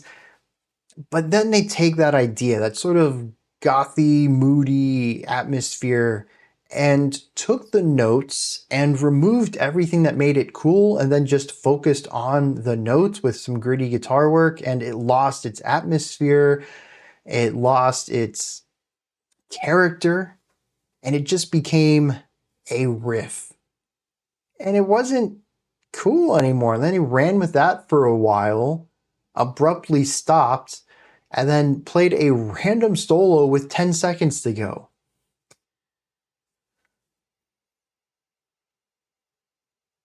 I think the most frustrating thing about this album is that it doesn't stick with an idea for a length of time. And it's a blessing and a curse. The pacing on this album is phenomenal. We're at the halfway point. It feels like I haven't been listening to this album for very long at all. This is definitely something that you put it on and you're on the final track and you feel like, you just started it. How are we already at the end? It definitely goes through fast. It is an easy album to get through. It goes down easy. It is just really great in that department. But there's just so many choices in here that I have to wonder why. You had this neat idea, extrapolate on it. And they're just not interested in that at all. It is always about what is next, not an expansion of this, which is weird too, because we had such interesting writing on Cell, the first track, taking ideas and expanding them out. How can we change this up? How can we take this small amount of writing and turn it into a 5-minute song without feeling boring, because we're only doing two things? And as we get further into this album, it seems to be more wackiness. What can we do that's weird? How can we change this? How can we do something completely different? And there's just less and less tie between any of this album. It almost feels like the chaos is what the album is about, which isn't the indication I got from the first track. It's just another element, I think, as I continue to stack these bullet points. Usually bullet points are listed, not stacked, but the more I get through this album, the less that I feel like track one was a good opener. It certainly eases the listener into the album and slightly introduces them to some of what it's going to be doing, but it is so far removed from the compositional style on the rest of the album that it feels like a false entrance. If you enjoyed track one, there is not a guarantee you're going to enjoy the rest. And I think the dwindling plays across this album, which is pretty typical anyways, most albums start off much stronger than they end as far as Spotify plays, but it drops off quickly. So I think people kind of get that gist. Cell is digestible. It focuses on connectivity and expansion of ideas and tries to be cohesive in its eclecticness. And the rest of the album is gloves off, we're going to do whatever we want. And I don't think it always works. In fact, I think this is the third song in a row that I've mentioned this was cool up until a point, and that's kind of being my defining statement for this album. There's a lot of neat ideas on it. It's just too disconnected for me to really enjoy. I appreciate it. Don't get me wrong. The Swiss Army knife approach is impressive, and I really enjoy hearing a brand new style out of them, and then they absolutely nail it in production, in composition, in performance. They understand all of these different influences and styles and genres and know not just how to write them, but how to play them properly. The types of rhythmic inflections, the ways that the instrument needs to be played differently than from another style. It is really impressive to listen to masters of these instruments play across all of these different styles. The composition just doesn't do anything for me in particular. It's all just a little too disjointed, a little too, well, what if we went in the opposite direction here? 5 times in one song. And I think the ending to this is just a really great example of that. It was a fine song, 180 shift to this gothy stuff. I'm down with this, okay? I'm not a big fan of the shift, but this new section's cool. Where are you going to take me? Nowhere. We got a 180 shift out of that too. And it's, I don't know, man. Now, there's a lot of expressiveness in the writing to this, though, and this gets to showcase all the instrument skills once again. The guitar writing, the dual guitar writing, very cool ideas. We have a walking bass line through majority of this. The bass gets to shine quite a bit. We lost that big tone that we had from, is that track? That was track 4, wasn't it? Kind of wish could have kept up with that, but still sounds great. You can hear it. The drummer is all sorts of bonkers melodic drumming on this. Absolutely love it. I think if any song so far would be one I point to say, look, the drummer in this group is great, this might be it. They're consistent through everything, except again, Cell kind of being the outlier here. But this one I think showcases the widest width of drumming technicalities, going from incredibly loud and just constant playing to very light, almost a jazzy kind of idea in sections, and kind of everywhere in between too. But I think the instrument that gets the most unique showcasing here is the vocals. And this is interesting because it's not really a showcase of technicality, but just interesting sounds. Do y'all hear any enunciation in the vocals? I don't know what the lyrics are going to say, because every once in a while I can pick out a word, but everything else is just gibberish, just slurring sounds together. It's impressive in its speed. It's impressive in its theatricality. It certainly sounds interesting, but no information's getting conveyed to me.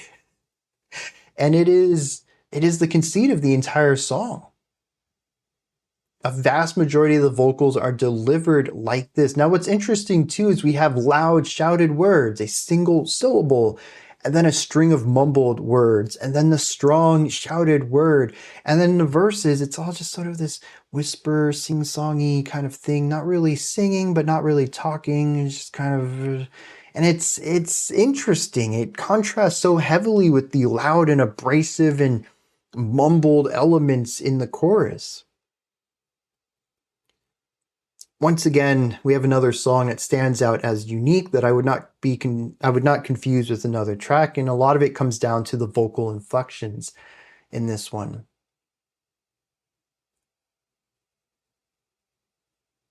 And once again, we have a song that swings between completely opposing ideas with this loud bombast to almost quiet, jazzy ideas. They just don't go anywhere, though.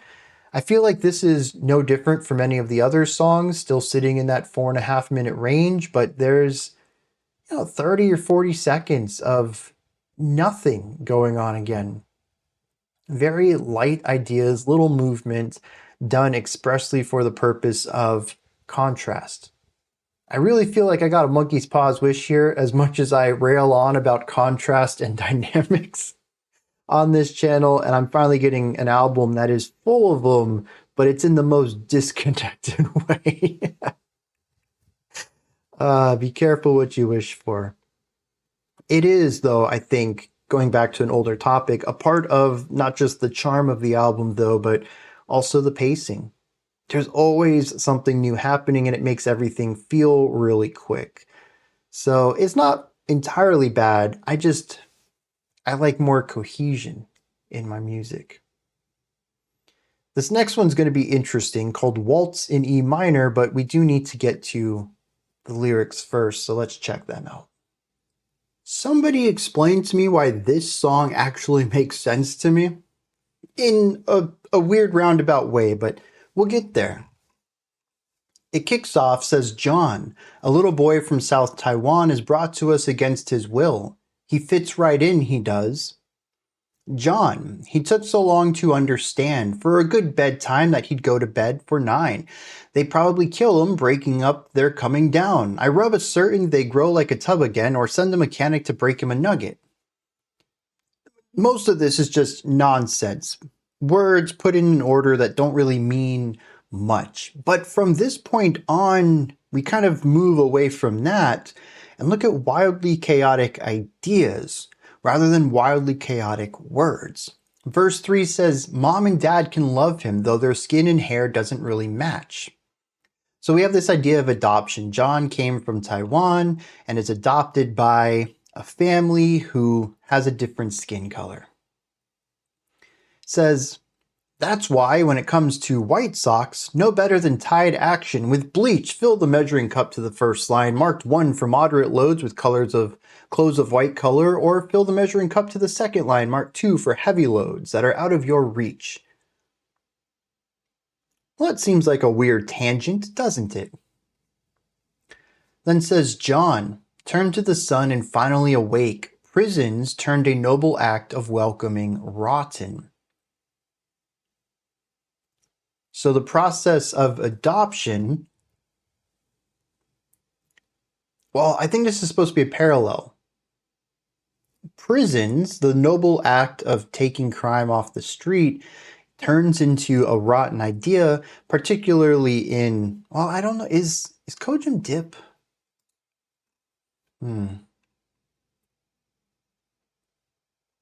Because it's Tally Hall adjacent, I kind of figured that this was American perspective at least.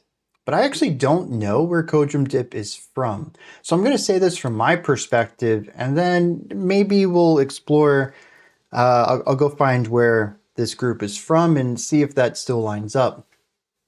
But the idea of taking crime off the streets is a noble act, but given the prison complex in America, it kind of turns into something rotten when you realize how it's used and abused to control people, specifically certain groups of people. So in this way, it could seem that this adoption is a way of making or helping John live a better life. Maybe he didn't have the opportunities in Taiwan that he does here, wherever here is, and that this was supposed to be a noble act, but that for some reason it isn't. There's something underneath, an ulterior motive, and John turning to the sun has finally awoken to this. It has warped his worldview. Now here in verse 4, we go back to commercials. Within the next 15 minutes, you'll receive not 1 but 2 children who love to hold you. That's why they sponsor the Olympics. We had a good time breaking it up with Love Now. Would you like a toboggan? I could hang up but let her go. Fall, rub it down, get down, they had to ride over her. Chew, drop it, God to the Vatican gold. More gibberish, but still this concept of commercialism. We'll return to that in a second. The final stanza says, there's the motivation. Flashing colors and package deals, our folk aren't enough. And I think this song is about incentivized adoption. It's a way of turning something that should just be an innocuous act, something to help out people, and turns it into something commercial. It rots it from the inside out.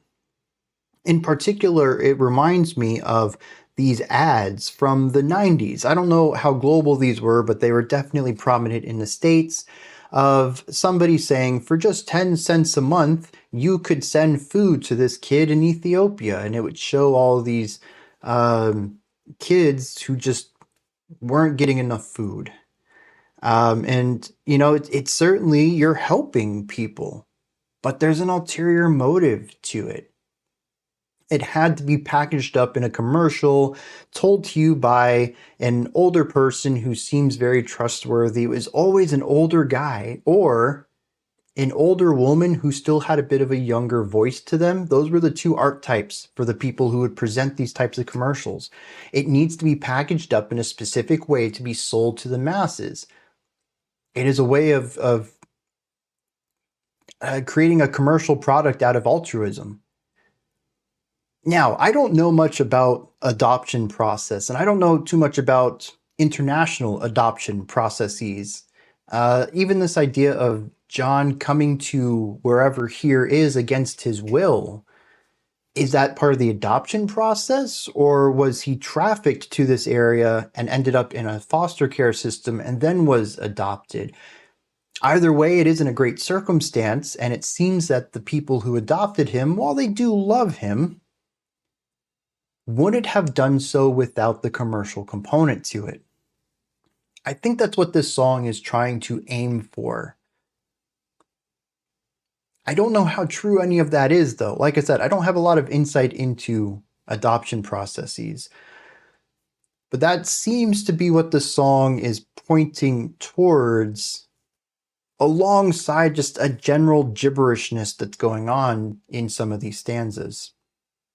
Which even that gibberish itself might mean something if I knew what it was all pointing towards, the same way that the weird left turns into advertisements speech is, it seems random until you kind of understand that the advertisement is the parallel they're trying to draw. I don't understand how this is the song I got something out of, and not M54 or Forlom, ones that were, at least to me, a little bit more cogent. I couldn't understand what was going on. This is gibberish at times, and I get it. What? That makes no sense to me. All right, Waltz in E minor. That's backwards. Opus 15, Moon Waltz. This is the big one, 10 million plays. I am beyond curious what we're in store for here.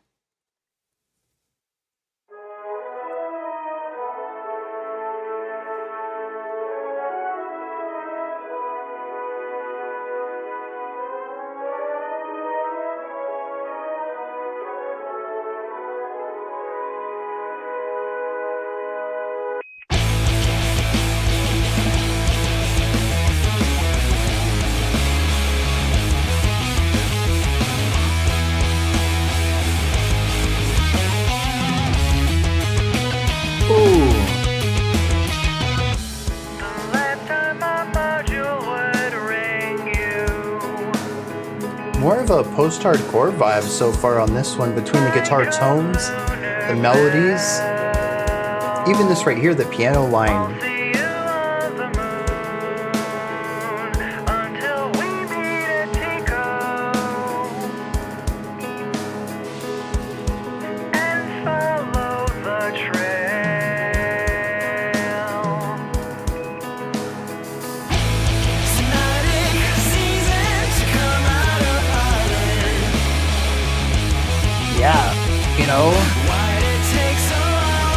A little bit of Coheed and Cambria in here.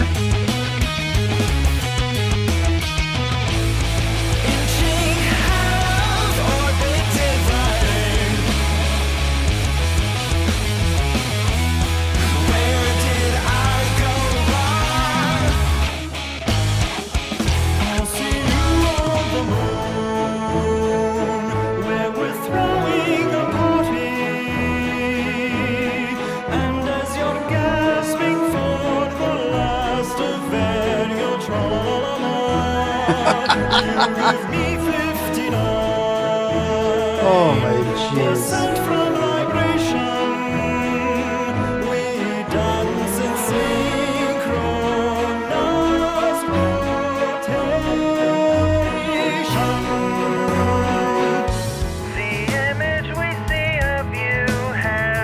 So taking the slight arpeggiation from the previous section, adapting it to this piano line, which the last section was adapted from the post-hardcore section into a more orchestral, or I guess string-based presence.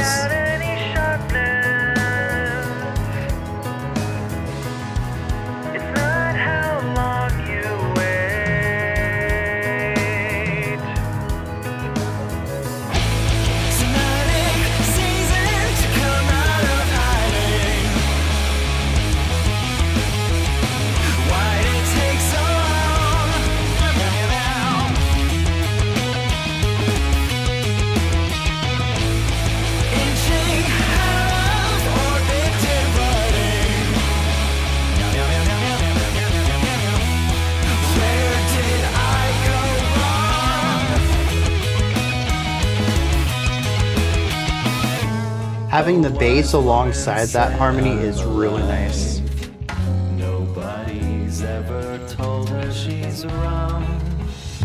A paella of space talk and jive. I'm as alive as her beard is long. I'll see you on the moon, where we're throwing a party. And as you're gasping for the last affair, you'll tra-la-la, twirling dust abound. Long destruction is starting. Take your suit off and swim in Maria. I'll see you on the moon. There's already a party. Dang, this is already over. Gasping for the last affair, you'll tra-la-la. Where's lava? Oh, the flute trills. And the yelling now that you've heard it all, there is the door.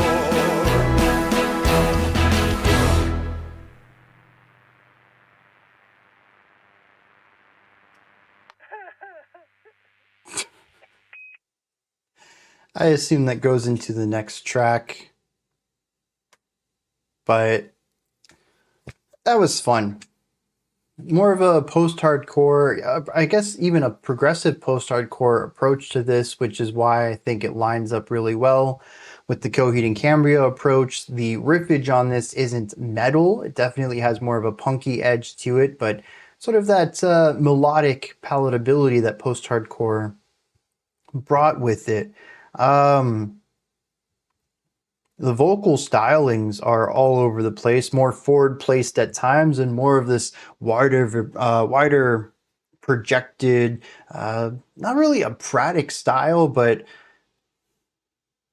it definitely fits with the more classical side of things that we see in, I'm going to assume, is the chorus.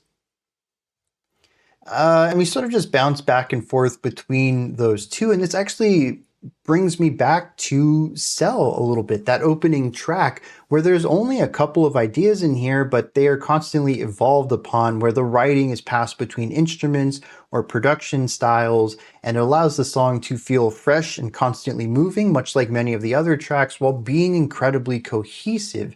I also don't think that that's a coincidence that it shares that simplicity with the opening track and is one of the more popular songs on the album, just like that opening track.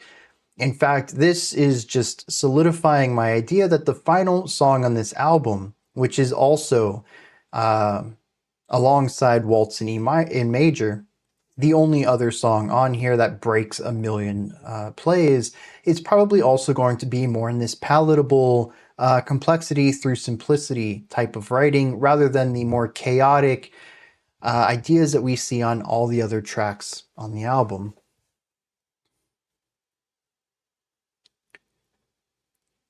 Now, I do really love the string-based section, though. The chorus sounds phenomenal. We take that waltzy writing that we have already in the post-hardcore verse, I suppose, at the beginning of the track, and we simply adapt the ideas into a set of string instruments. We retain the boom, boom, boom, boom, boom, boom, that really big emphasis on the downbeat. We have these longer held out notes that sit on top of everything else. We have the vocals that have this very catchy melody that harmonize with some of these extra lines. It's just a gorgeous moment of simple ideas all coming together into something a bit more grand and complex. There's also a little bit of really cool other sounds going on in here. In particular, there's one part where he says, you're something, something, something, and you'll tra-la-la-la-la. And when he says that, right after, you can hear an extension of this an octave higher off on the left. Tra-la-la-la-la. And then there is this flute trill that kind of overarcs the entire song, and it kind of shifts from one side to another. And you have this baton passing from the main vocals to that higher octave vocal to the flute, rising in pitch while also escalating the song. And dragging this idea out over this open space before the main vocals come back in. It is a beautiful moment, and I love how it all comes together. And we actually can hear a lot of this style of writing in this section, not just with what's in the focus, but if you listen to the ornamental ideas off on the side, you listen to some of the quieter string parts, there's a lot of playfulness between the lines where they're not so focused on just doing what they do, but how it incorporates into the larger whole, how it plays around and incorporates ideas from other instruments, how there's extensions of ideas. It's a very well-written section that is primarily written with simplicity and ease of listening to it, but has details on the fringes, and I think that it is phenomenal. I absolutely love this moment. I'm glad that we get to spend time with it. I'm glad that we come back to it with an expansion of ideas. Not much, but we get some extra harmony on subsequent returns to it. And we do come back to it multiple times. It is, unlike most of the other songs, a section I like that we actually get to hear, rather than it being a one-off idea that we enter and leave in a rather quick succession. The rest of the song, I think, also works well. Much like Cell, this is one where the ideas are all linked to each other. They're simple ideas, but there is a cohesion between it. There's ideas that get carried between. The 3/4 time signature is used consistently through this track. Tempo shifts are small, subtle enough to give an essence of an increase in speed. Well, I guess it's not so much an increase in speed, but an increase in momentum, maybe electricity. It feels higher energy, but you don't really know where that came from. It's usually a little bit of a tempo increase. The same is true when we bring it back down. We drop the tempo 5, 10 BPMs maybe, and you can feel how it's a bit smoother now. But it's not something you immediately notice. It's not like we cut to halftime or something like that. And so the ideas are all fairly closely linked in atmosphere, in chordal progression. Melodies are reused in places. The only times that we tend to change melodies is within an idea. So when we shift from the rockier sound to the more classical sound, we're going to reuse composition. But when we take this classical sound and move to a new classical sound, we're going to change the composition because we are retaining the sonic palette. There's always something that gets tied to where we have been. And through that lens, a vast majority of this track makes sense moving through it. There are, as with other tracks, some sections that feel very distinct against the rest of the track, but I feel like they're not as 180-degree turns as we had seen, specifically on Jabberwocky and M54, just feeling like we're doing random things for the sake of being random. Here there is some sort of feeling of connectivity. Maybe it's not immediately apparent, but it doesn't feel like we are doing everything the exact opposite of what we just did. And I appreciate that in this track. Everything about it just clicks for me. First of all, post-hardcore. I feel very at home in the sections of this song. Although, to be fair, we have been exploring more alternative and new metal sounds, which I also feel very at home in. It's a very digestible kind of metal on this album. But post-hardcore is definitely my home area as far as rock or metal adjacent sounds, rock, punk, electric guitar sounds, we'll call it that.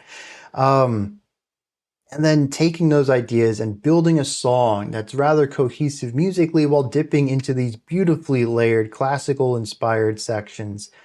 We even had a loungy moment in there that, again, that's one of those sections that feels a bit diverse, but kind of fits somehow. I don't know why that one worked, but it certainly wasn't as bizarre a choice as some of the other ones. And it feels like it works. And I enjoy that about this song. It went by in a blink too. Like I mentioned, I was like, dude, the song's over. We were like 30 seconds to go, and I felt like we had just got into it. So there's that pacing at work. This song just blitzes. Yeah, let's hit some lyrics. All right. First of all, this is a song about a relationship between the earth and the moon, and maybe even as a metaphor for the narrator and someone else. But it did remind me that the opening track of this album was about the end of a relationship, and I wondered if we were going to go on a concept album. I don't think this is a concept album. There's only 3 songs left. But so far, I can't say that any of these songs have really been connected in any way. Now, as I mentioned, this is a song that's about a relationship between the Earth and the Moon. There's a lot of legit science terms going on in here. We have Tycho, which is a specific point on the moon. We have synodic seasons, which is the amount of time it takes for the moon to achieve one full lunar cycle. We have orbit dividing, which is the rate at which the Earth and Moon distance themselves every year. About 4 centimeters every year is what this states. I can't speak to the validity of that, but it's what it says anyways. We have the idea of the moon giving the Earth 59%, which is the maximum amount of visibility that we can see of the moon's surface at its most visible. We have the idea of synchronous rotation or tidal locking, which is the rotation of one object taking the same amount of time to rotate on its axis as it takes to spin around another object. So you pretty much, it looks like you're always seeing the same side of the moon at all times. We bring in the idea that there's no atmosphere on the moon. What else is in here? There's just a lot. Oh, we have Maria as well, which are dark, vast plains on the moon's surface. They're low in elevation and appear as dark spots. So I learned some new stuff today about this. It's one of those areas where I find it very fascinating when somebody is both well-versed in a topic and writing music about it. And being a good linguist as well, and having the ability to take these factual ideas and weave them into a metaphorical story. So this is all very cool. And it's used to tell a story of 2 people who are finding distance between themselves. The narrator always wants to find this other person, says we will meet at Tycho and follow the trail, talking about, going to the moon. We'll meet each other there. But it asks, why does it take you so long to come out of hiding for, your entire lunar cycle to go through? This is the synodic season line of how long it takes to go from a new moon back to a new moon, as far as, how much surface we can see of the moon, and using this as a form of having, writing the metaphor of somebody hiding, never really showing their true self. It says that we're slowly inching apart from each other. The orbit dividing line says, where did I go wrong? It's, once again, just very cool to see all of this coming together. The chorus, though, says, I'll see you on the moon. We're throwing a party, and as you're gasping for air, you'll tra-la-la-la-la. You give me 59% from librations. We dance in synchronous rotation. So this is interesting. Once again, we have negativity tied to a meeting where the first song, Cell, of this album was about someone who seemed to be on the up and up and really wanted our empathy for having lost their friend. But there's a darker undertone to some of the lines that makes it seem like that the relationship wasn't quite as mutual as the narrator was letting on. And here, once again, he says, we will go to the moon, we'll meet We're destined to be together.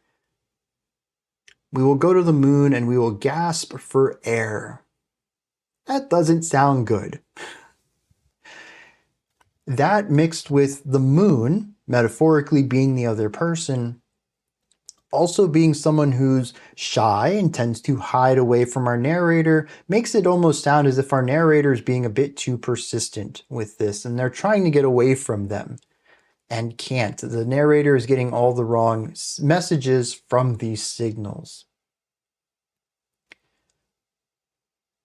Now, the bridge is interesting though. It says, a wise woman said that I'm alive. No one ever told her that she was wrong though. A paella of space talking jive, I'm as alive as her beard is long. If our narrator is supposed to be the earth, it's talking about a death of the self. It kind of comes out of nowhere, and I'm not entirely sure how to interpret it. If the wise woman is supposed to be the moon as well, it sort of changes some of my interpretation of this song. I'm not entirely sure what's going on there. The outro brings in some Spanish that says it's not madness, it's really love. And now that you've heard it all, there's the door. As if to say, now that you've heard the story, the show's over, get out of here, dude. And then there's the silence, which I guess there's some crackly white noise, and then a little chuckle, or a chortle, if you will.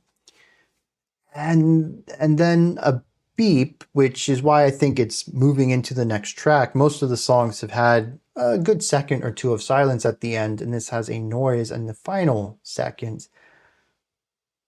I don't know, dude. It really feels like there's a metaphor, and then that kind of turns into a frame story, and then we're like back into the figurative language element, and then at the end it's like, actually, dude, it was all a show. I was just telling you a story. And we're kind of back to that frame story element. I don't know what perspective to read this. It consistently changes and alters itself.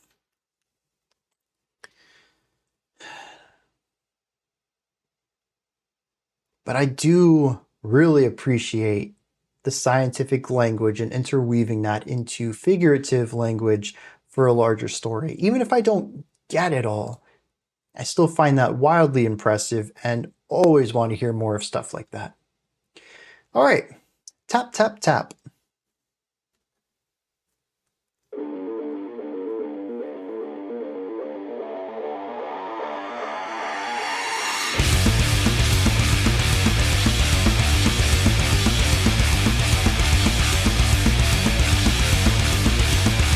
So you can feel this as a very fast 3, but I'm going to stick with a 4.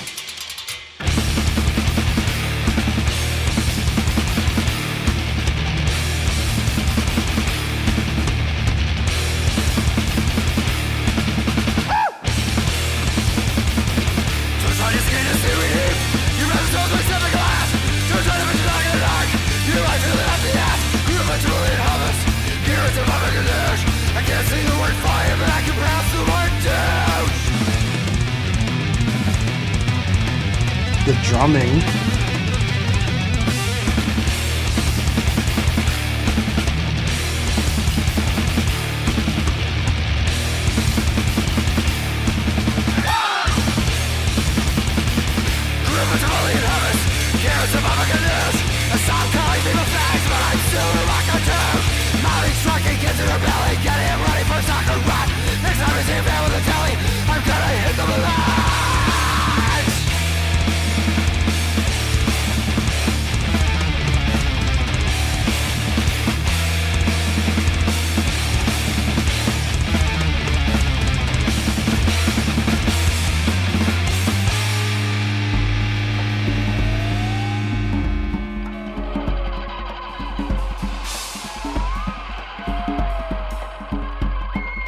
Another one of those oddball switch-ups.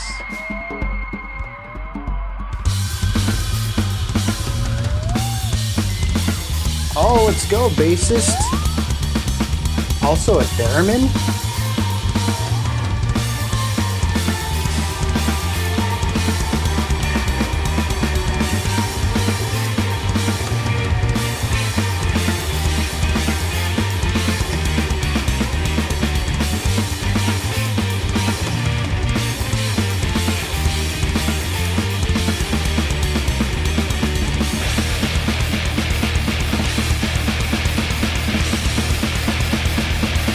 It's a very gritty tone.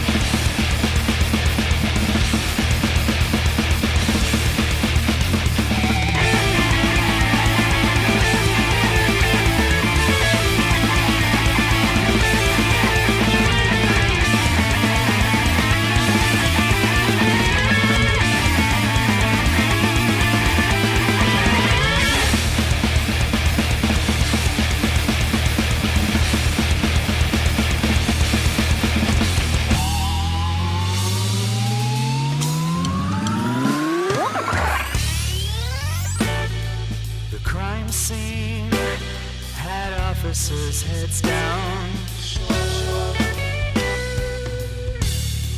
How will I unearth that mystery?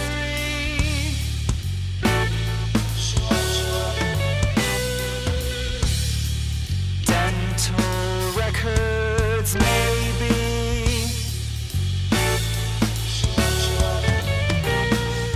That poor baby. Mommy's working kitchen and belly, getting him ready for soccer run. This time is able to tell me I'm gonna hit them alive, alive, alive, alive, alive.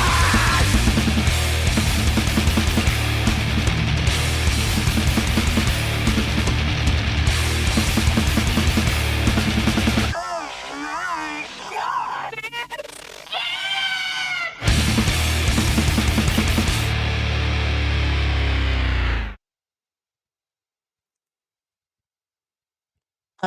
I don't have anything to add to this. It's one of those tracks where it continues on with pretty much everything I've talked about so far, despite being its own track.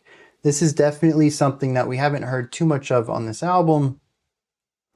It's sort of an aggressive death metal. Very focused though. The riff is singular and consistent. In fact, it reminds me a little bit of the Cell riff, just in its focus. It does its one thing and sticks with it. There's no harmonic variation. We don't change the pitch of it. It's just the riff. And we hear it a lot in the song. But it's a very driving track. It's very aggressive. The vocals are ridiculous. What was it? Was it M54? No, it was Jabberwocky with the really wild, quick vocals. That's what this reminds me of. We get that for 2 minutes, and then we have like a minute and a half of instrumental work. I don't think any of this was bad per se. It just wasn't interesting. We had some solo guitar work. We got to hear the bass a little bit in here. It's got some neat ideas. It just never says anything worthwhile. To me, it ends up feeling like filler. Not a guitar solo that tells a story, but a guitar solo that is a melody because there needs to be a melody here. Otherwise, it'd be a bit boring of just foundational work. But it doesn't really say anything to me. It's just words. In fact, it's kind of like Jabberwocky as well, with some of those phrases just being a smorgasbord of words put into very strange combinations.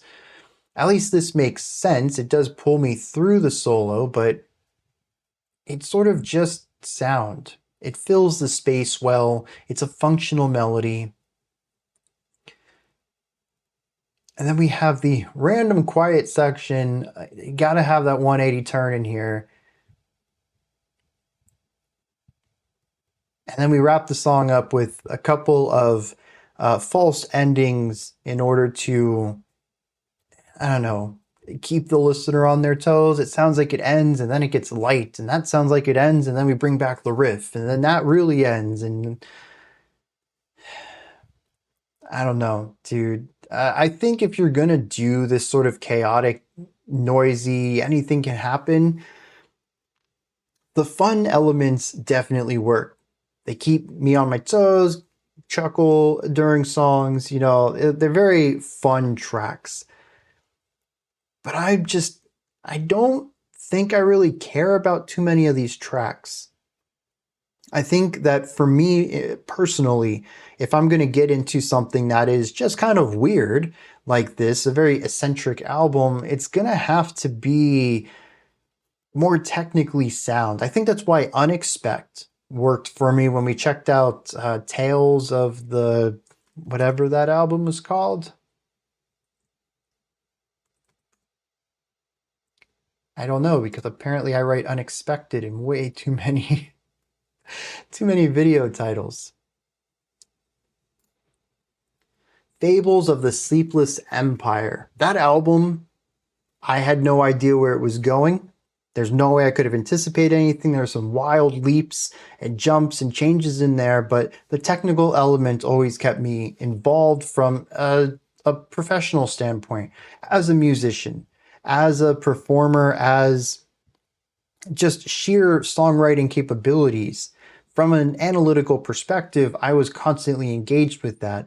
Whereas Cojum Dip, at least this album, I'm still quite impressed with their abilities to write music and to play what they're writing. It just never really clicks into anything beyond that appreciation.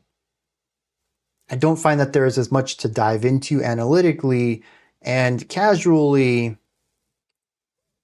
it's just weird jumps. If there was more genre mashing, I think I might appreciate that more.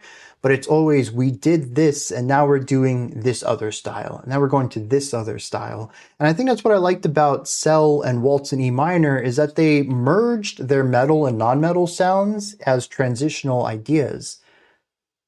I thought that one helped merge the song and make it feel more cohesive, but also introduced a unique sound. Whereas most of these other tracks, yes, there's a plethora of styles to it, but each style is self-contained.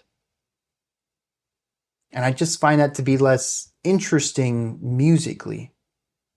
It's still incredibly engaging from a musicianship angle and a compositional angle, because it shows that these guys, once again, are incredible. They can write all of these types of music. They can play them with all of the nuance that's required on them. It is impressive to see this wide palette that they have available to them. It's just never used in interesting ways. Comedic ways, sure. Absurd ways, yes. But interesting, not always. And I think Tap Tap Tap here really puts that stamp down for me. And was the point when I really had this idea click in my mind that it's interesting, it's funny at times, but it never really goes beyond that. It never becomes more. And that's definitely a subjective thing. Some people are going to listen to this and absolutely love just the more digestible chaos. I'm kind of to a point where it's sort of the worst of all worlds. I'd rather it go more chaotic, more eccentric, more avant-garde, start smashing things together, even more technical. But it's too simple and too safe for as wild as it is. And that's a really weird statement to make when this album has been as wild as it's been. But that's kind of where I sit with it. I want more out of it. And this may be a case too where this works really well for 45 minutes, but as we're approaching 2.5 hours, the stick is just getting a little too long in the tooth. And that's entirely because of the format and not based on the album itself. And that's not always fair. We're going to hit lyrics on this. I think we're going to run tracks 8 and 9 together, since 9 is barely 3.5 minutes long. Maybe wrapping things up might assuage some of my weariness. Let's hit the lyrics first, though. And this song just seems to be a bunch of randomness. once again, I'm curious if someone else can make something out of this, but I'm lost. Don't try to scan a seaweed heap. Your fragile toes might step in glass. Don't try to pet your dog in the dark. You might feel it up the ass. What? What does any of this mean? Even just like taking each couplet by itself, it doesn't really make a lot of sense. But putting these two couplets back to back is even wilder. It says, mommy's trucking kids in her belly, getting them ready for a soccer rot. Next time I see a van with a telly, I'm going to hit them a lot. That's the whole song right there. That's everything in it. There is a bridge. It just says the crime scene had officers' heads down. How will I unearth this mystery? Dental records, maybe? What does this have to do with anything else? Unless he's talking about the soccer mom in the van with the televisions in the van, and he said he's going to hit them a lot, so this is the repercussion, or this is the aftermath of that. But it's also done from the first person perspective, just like earlier, so I don't know. Dude, there's only so much I can take of irreverent absurdity. And I think this album has certainly hit my limit. Puzzle Dust is next.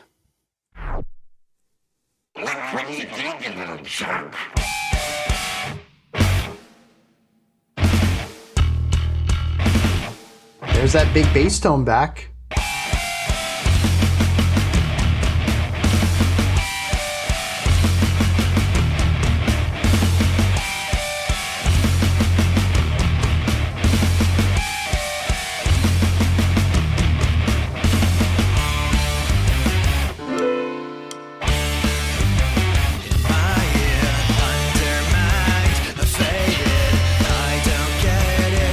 Loving the bass and drums.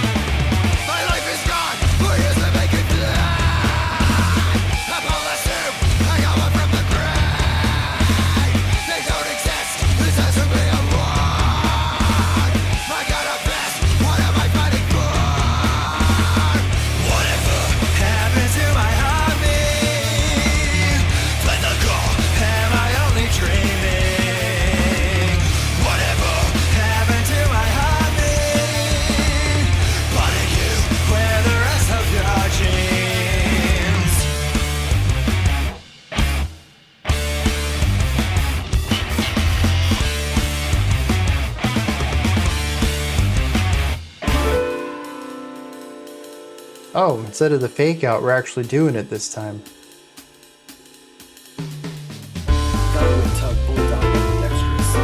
example, toward Ballerina indicates that defendant toward Gypsy admonish of cypress mulch. Any Brilliant can negotiate a prenuptial agreement with turn signal over Gypsy, but it takes a real pine bone to bottom the Pluto. Most toothaches believe that defined by chestnut fireflies on fighter pilot to rotating corner. Pilots remain rude. Deficit toward impresario trembles, but over oil filter more masculine of chainsaw. Referred trio born clatter, raising the key. Just more gibberish, right?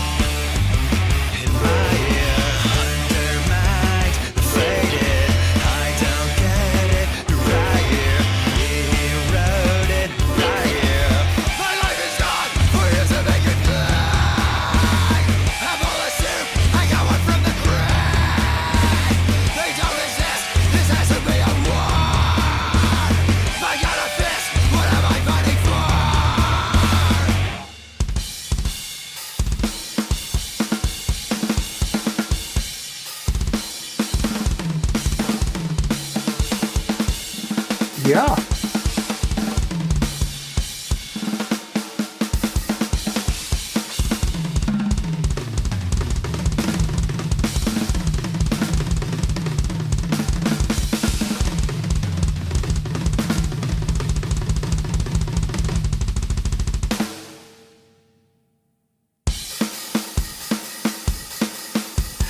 All right.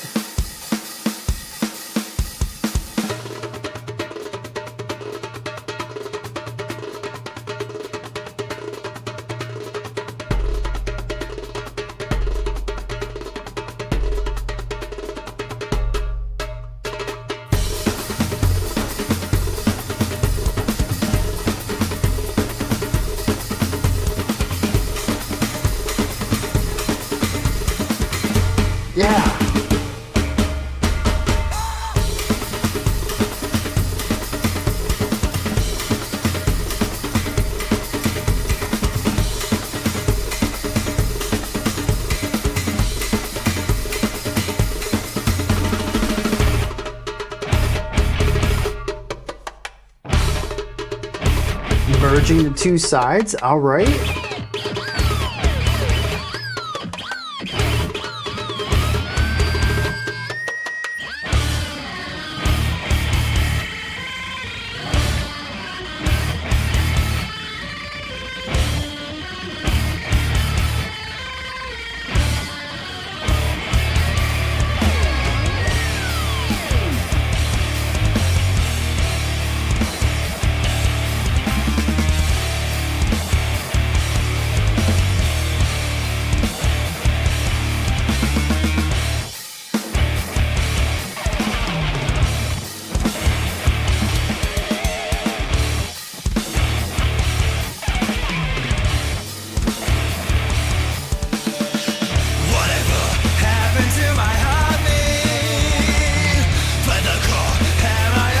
Wait, this is the section from earlier?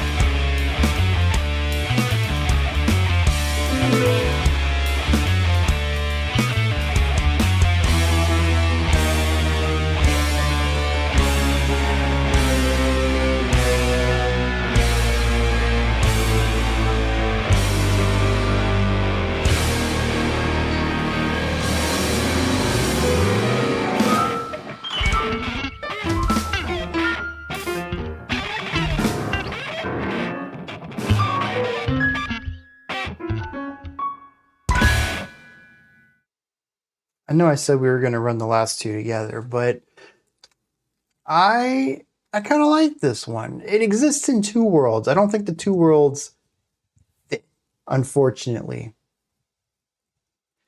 But the chorus is kind of catchy with that back and forth between the harsh and the da da da da da da da da da da da da. Like that's catchy. I'm falling in for that. The riffs on here, pretty gnarly. I can get on board with some of them. And I think generally most of this song worked in that capacity. The entire drum solo was phenomenal. The drum kit solo followed by the steel drum playing and all the groove that created. I was on board for all that. Has nothing to do with anything else. And I kind of wish it was a separate song entirely, maybe an interlude or something, but I think that was very cool. And I was on board pulling the metal guitars in on top of it and building a brand new groovy section out of it, allowing the drum kit to continue to explore these rhythmic ideas and expanding not necessarily a drum solo, but having these frequent, unique drum breaks or drum fills. That whole segment was awesome. And well, then we came back to what was the chorus, and I liked the chorus, but I didn't like it here. It was kind of clumsily moved into, and it just felt weird. And then we had some weird fake out endings. Just, as usual, I don't think that this album does endings really well. It's more just like, let's be weird for the last 10 seconds and call it a day. And there was also that piano section towards the beginning of the song with the spoken word that, well, I guess there were some guitars alongside too, not just piano. But I was listening to some of the vocals, the lyrics, and it was just word salad again. I can't wait to get to the lyrics and actually see what was said there, but I can't imagine it's anything coherent. And that section was kind of interesting musically, but also kind of felt distant from everything else. Once again, sections of this song that I really like and just never creates a cohesive whole that I want to engage with. But I had to take a break before I forgot about the drum solo. I didn't want to wrap this up, listen to track 9 and then never bring up that drum solo section, because honestly, that might be a highlight for me on this whole album. Which is kind of dumb because it's so distinct and unique and nothing else is like it, and it's not indicative of the album at all. But it's really where they stuck with something. for a while, evolved it, let it grow, introduced the metal components into it, created a very cool idea that came from it. It's just a very cohesive, strong moment. A rogue moment of clarity on this album. Let's hit some lyrics. Yeah, it's interesting that I got the gist of most of the songs on this album. M54 kind of went in an interesting direction, but generally speaking, I've gotten something out of these tracks. Tap, Tap, Tap and Puzzle Dust are just, the only thing I can think of is they're nonsense. Stream of consciousness, word salad, whatever you want to call it. The verse, in my ear, undermined, I faded, I don't get it, eroded to my gun finger, a lemming, right here. My life is gone. 4 years of making flyers, a bowl of soup. I got one for the crane. They don't exist. This has to be a war. What am I fighting for? No. The bridge, this is the spoken word part. This is just the cherry on top. Torrid ballerina indicates that defendant Torrid gypsy admonished of Cyprus mulch. Any fruitcake can negotiate a prenuptial agreement with turn signal over gypsy, but it takes a real pine cone to bottle of beer of the most toothaches. Believe that defined by chestnut fine lice on fighter pilot Torrid tape recorder. That's not even stream of consciousness. That's randomness. We return back to the same verse, same pre-chorus, the same chorus. None of that changes. It's just garbage.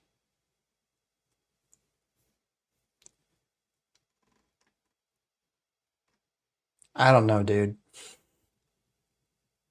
I really don't know why, after such an album of not exceptional lyrics, but strong messaging at least, do we just dive into randomness? Maybe it is like Jabberwocky, where there is a message if you can tie everything together, if you can find that thread that pulls everything together figuratively.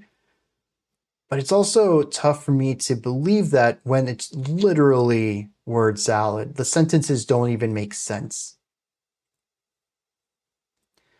13:43 40 Pluto is our final track and the shortest one on the album. Let's dive in.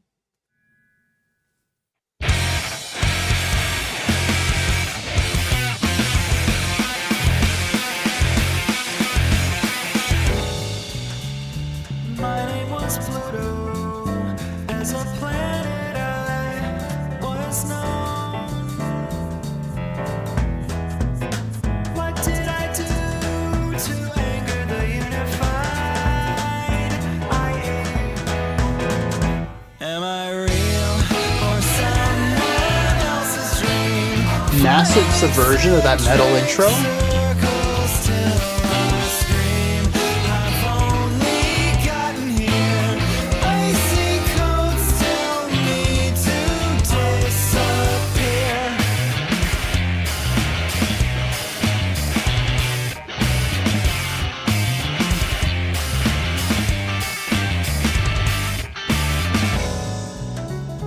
My name was Pluto, shy of 1/3 of my years.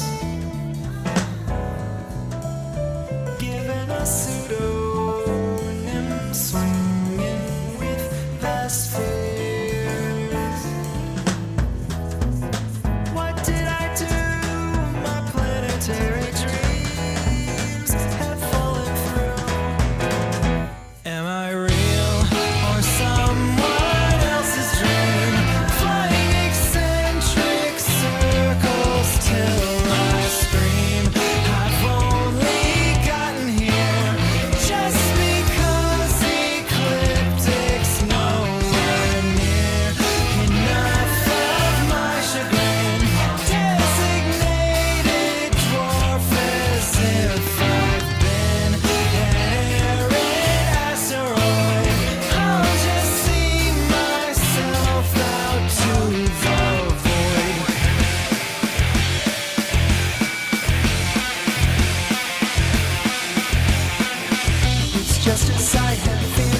I've never felt.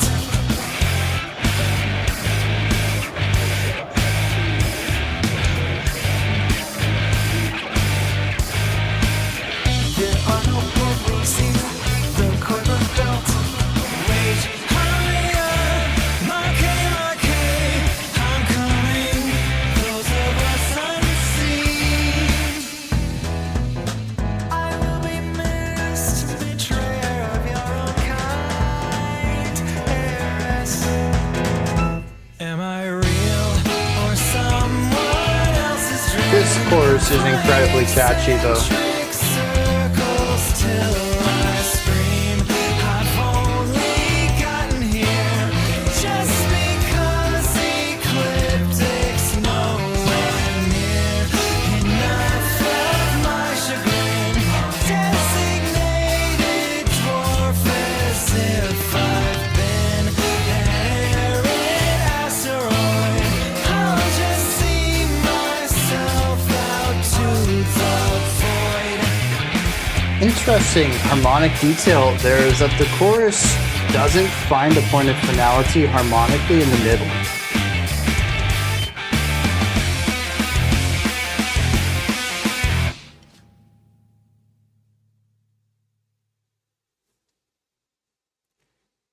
The middle of the chorus sounds a bit weird because we have a 4-chord progression, except our 4th chord leading back into the first when we repeat the progression doesn't really make a lot of sense. It's a lot of leading chords. And so we don't get pointing towards a moment of resolution. We point towards this chord that points towards a chord that points. And that's our transition back into the progression. It feels cyclical, it feels endless, it also doesn't feel good. We don't have that nice release of tension. What's interesting though is that as we wrap up the final progression at the end of the chorus, which is the same one, we do end on finality.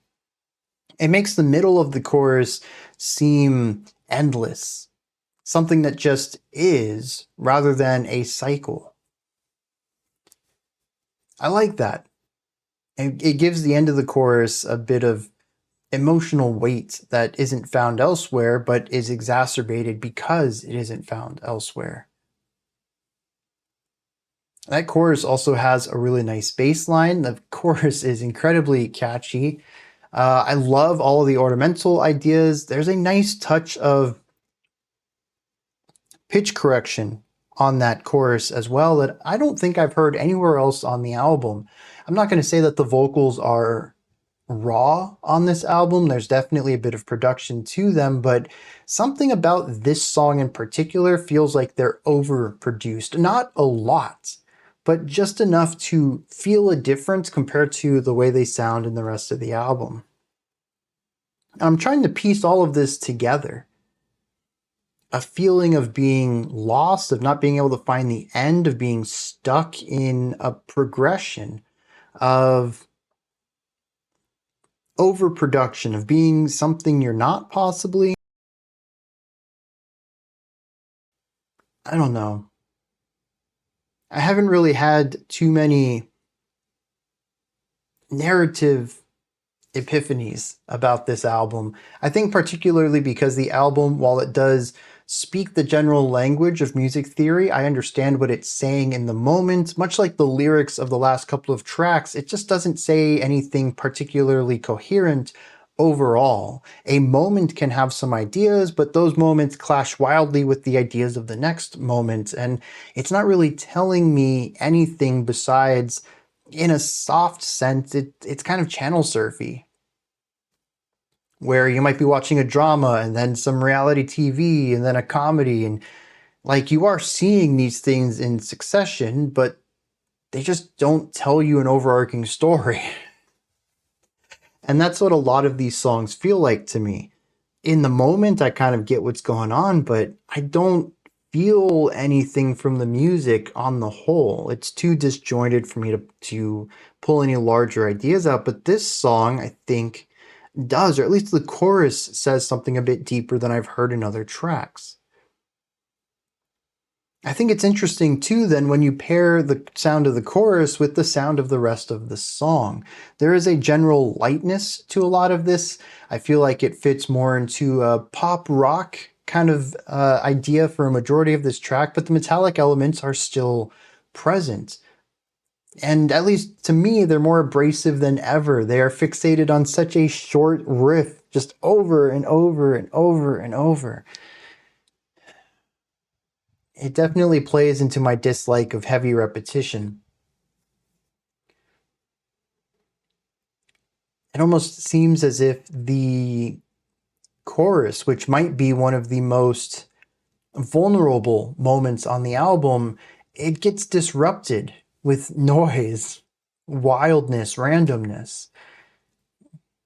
Not to say that this album isn't authentic, but it almost feels like this song wants to be sincere where the others haven't, and that there is this outer force trying to pull it into that world of the weird metal.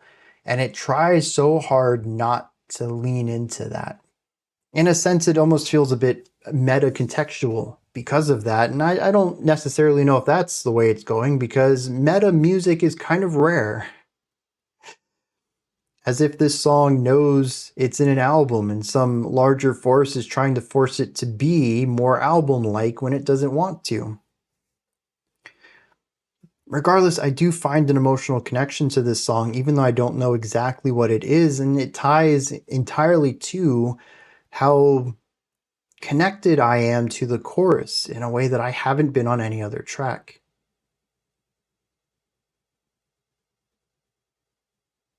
It is a very short song, though, with no diversions, no bridge, no instrumental moments.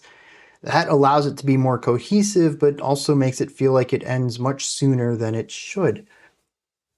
There aren't many songs on this album that I wanted to be longer, but this is certainly one of them. I would have loved to spend a little bit more time with this and maybe explored some of the emotions it was aiming for with a little bit more depth. I was right, though.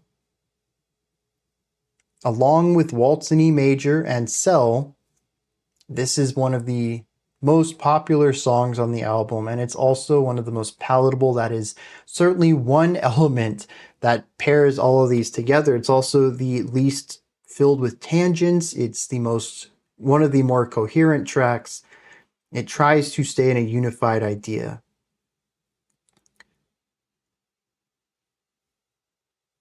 Let me hit some lyrics on this one.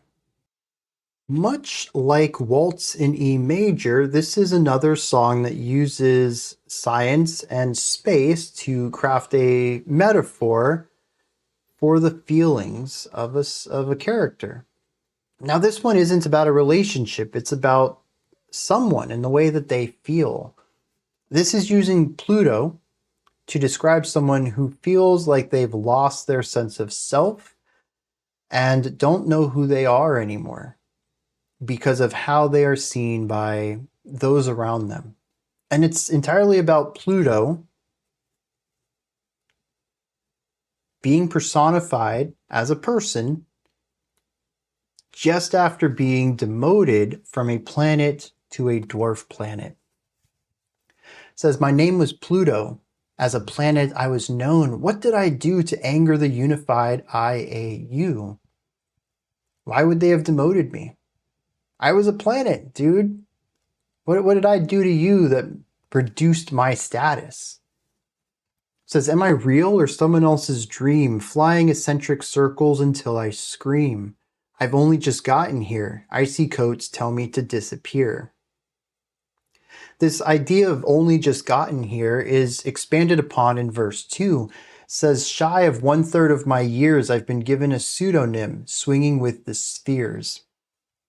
So while Pluto was named to be a planet, as far as Earth and humanity is concerned, for 76 years, it's only 1/3 of a solar rotation?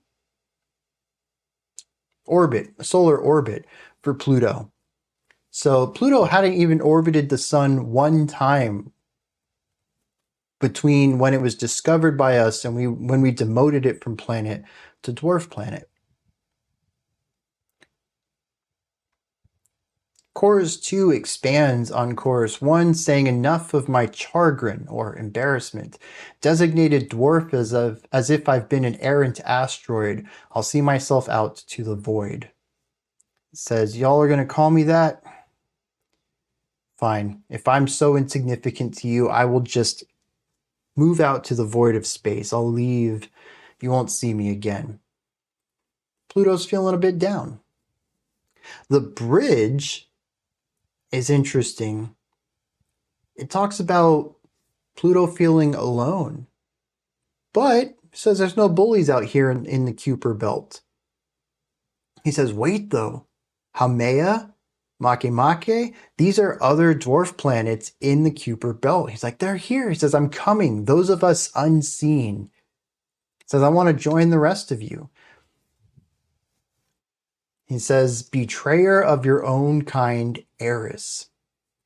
Now, Eris is the most massive and second largest known dwarf planet in our solar system. And it was actually the discovery of Eris that prompted the IAU, or the International Astronomical Union, to create a definition for what a planet is based on what these dwarf planets are, trying to find the exact point of where one body would be put into which category. And this is what kicked off Pluto being demoted after this new definition was formed.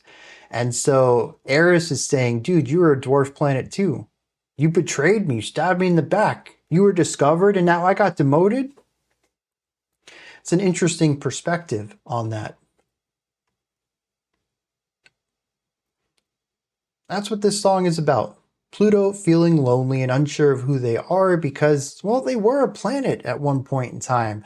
Gave them purpose. They were part of the larger solar system as a key player in it. Now they're just one of many dwarf planets, not even the most massive or largest anymore. They're just there.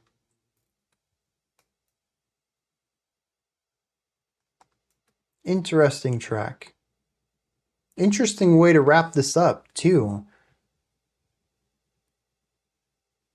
I don't know how much of this lines up with the feelings I had on this song. I don't know how the metallic elements play into this, but the vulnerability I certainly can see.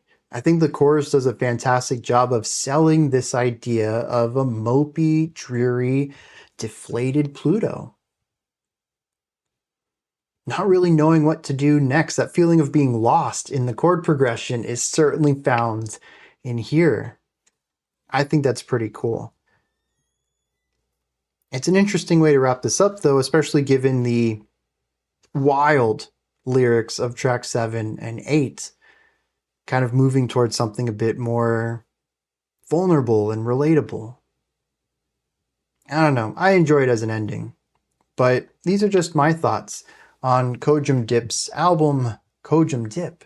What did you think of it, though? Is there anything that stood out to you? Anything that you'd like to add on to what I said or correct me on? Do you have your own interpretation of things? Do you disagree with me on some of these songs? I know I've been kind of 50-50 in the praise and disappointment. That's not the right word, but I suppose it's close enough on this album. Maybe you really love the parts that I didn't. Let me know. Put any thoughts that you have into the comment section below. Above that, in the description box, you'll find a link to Linktree. Takes you here. You can find links to my music, ways to support the channel, a link to the Discord server, and so much more. Above that, if you could, like, subscribe, and ring the bell. I greatly appreciate all three of those. All right, that wraps it up for today. I'll be back tomorrow, though, 5 p.m. Eastern Standard Time, 9 p.m. UTC, as usual. Until next time, remember to be critical, not cynical, of the music you listen to, and have a fantastic morning, afternoon, or evening, whenever you choose to watch my videos.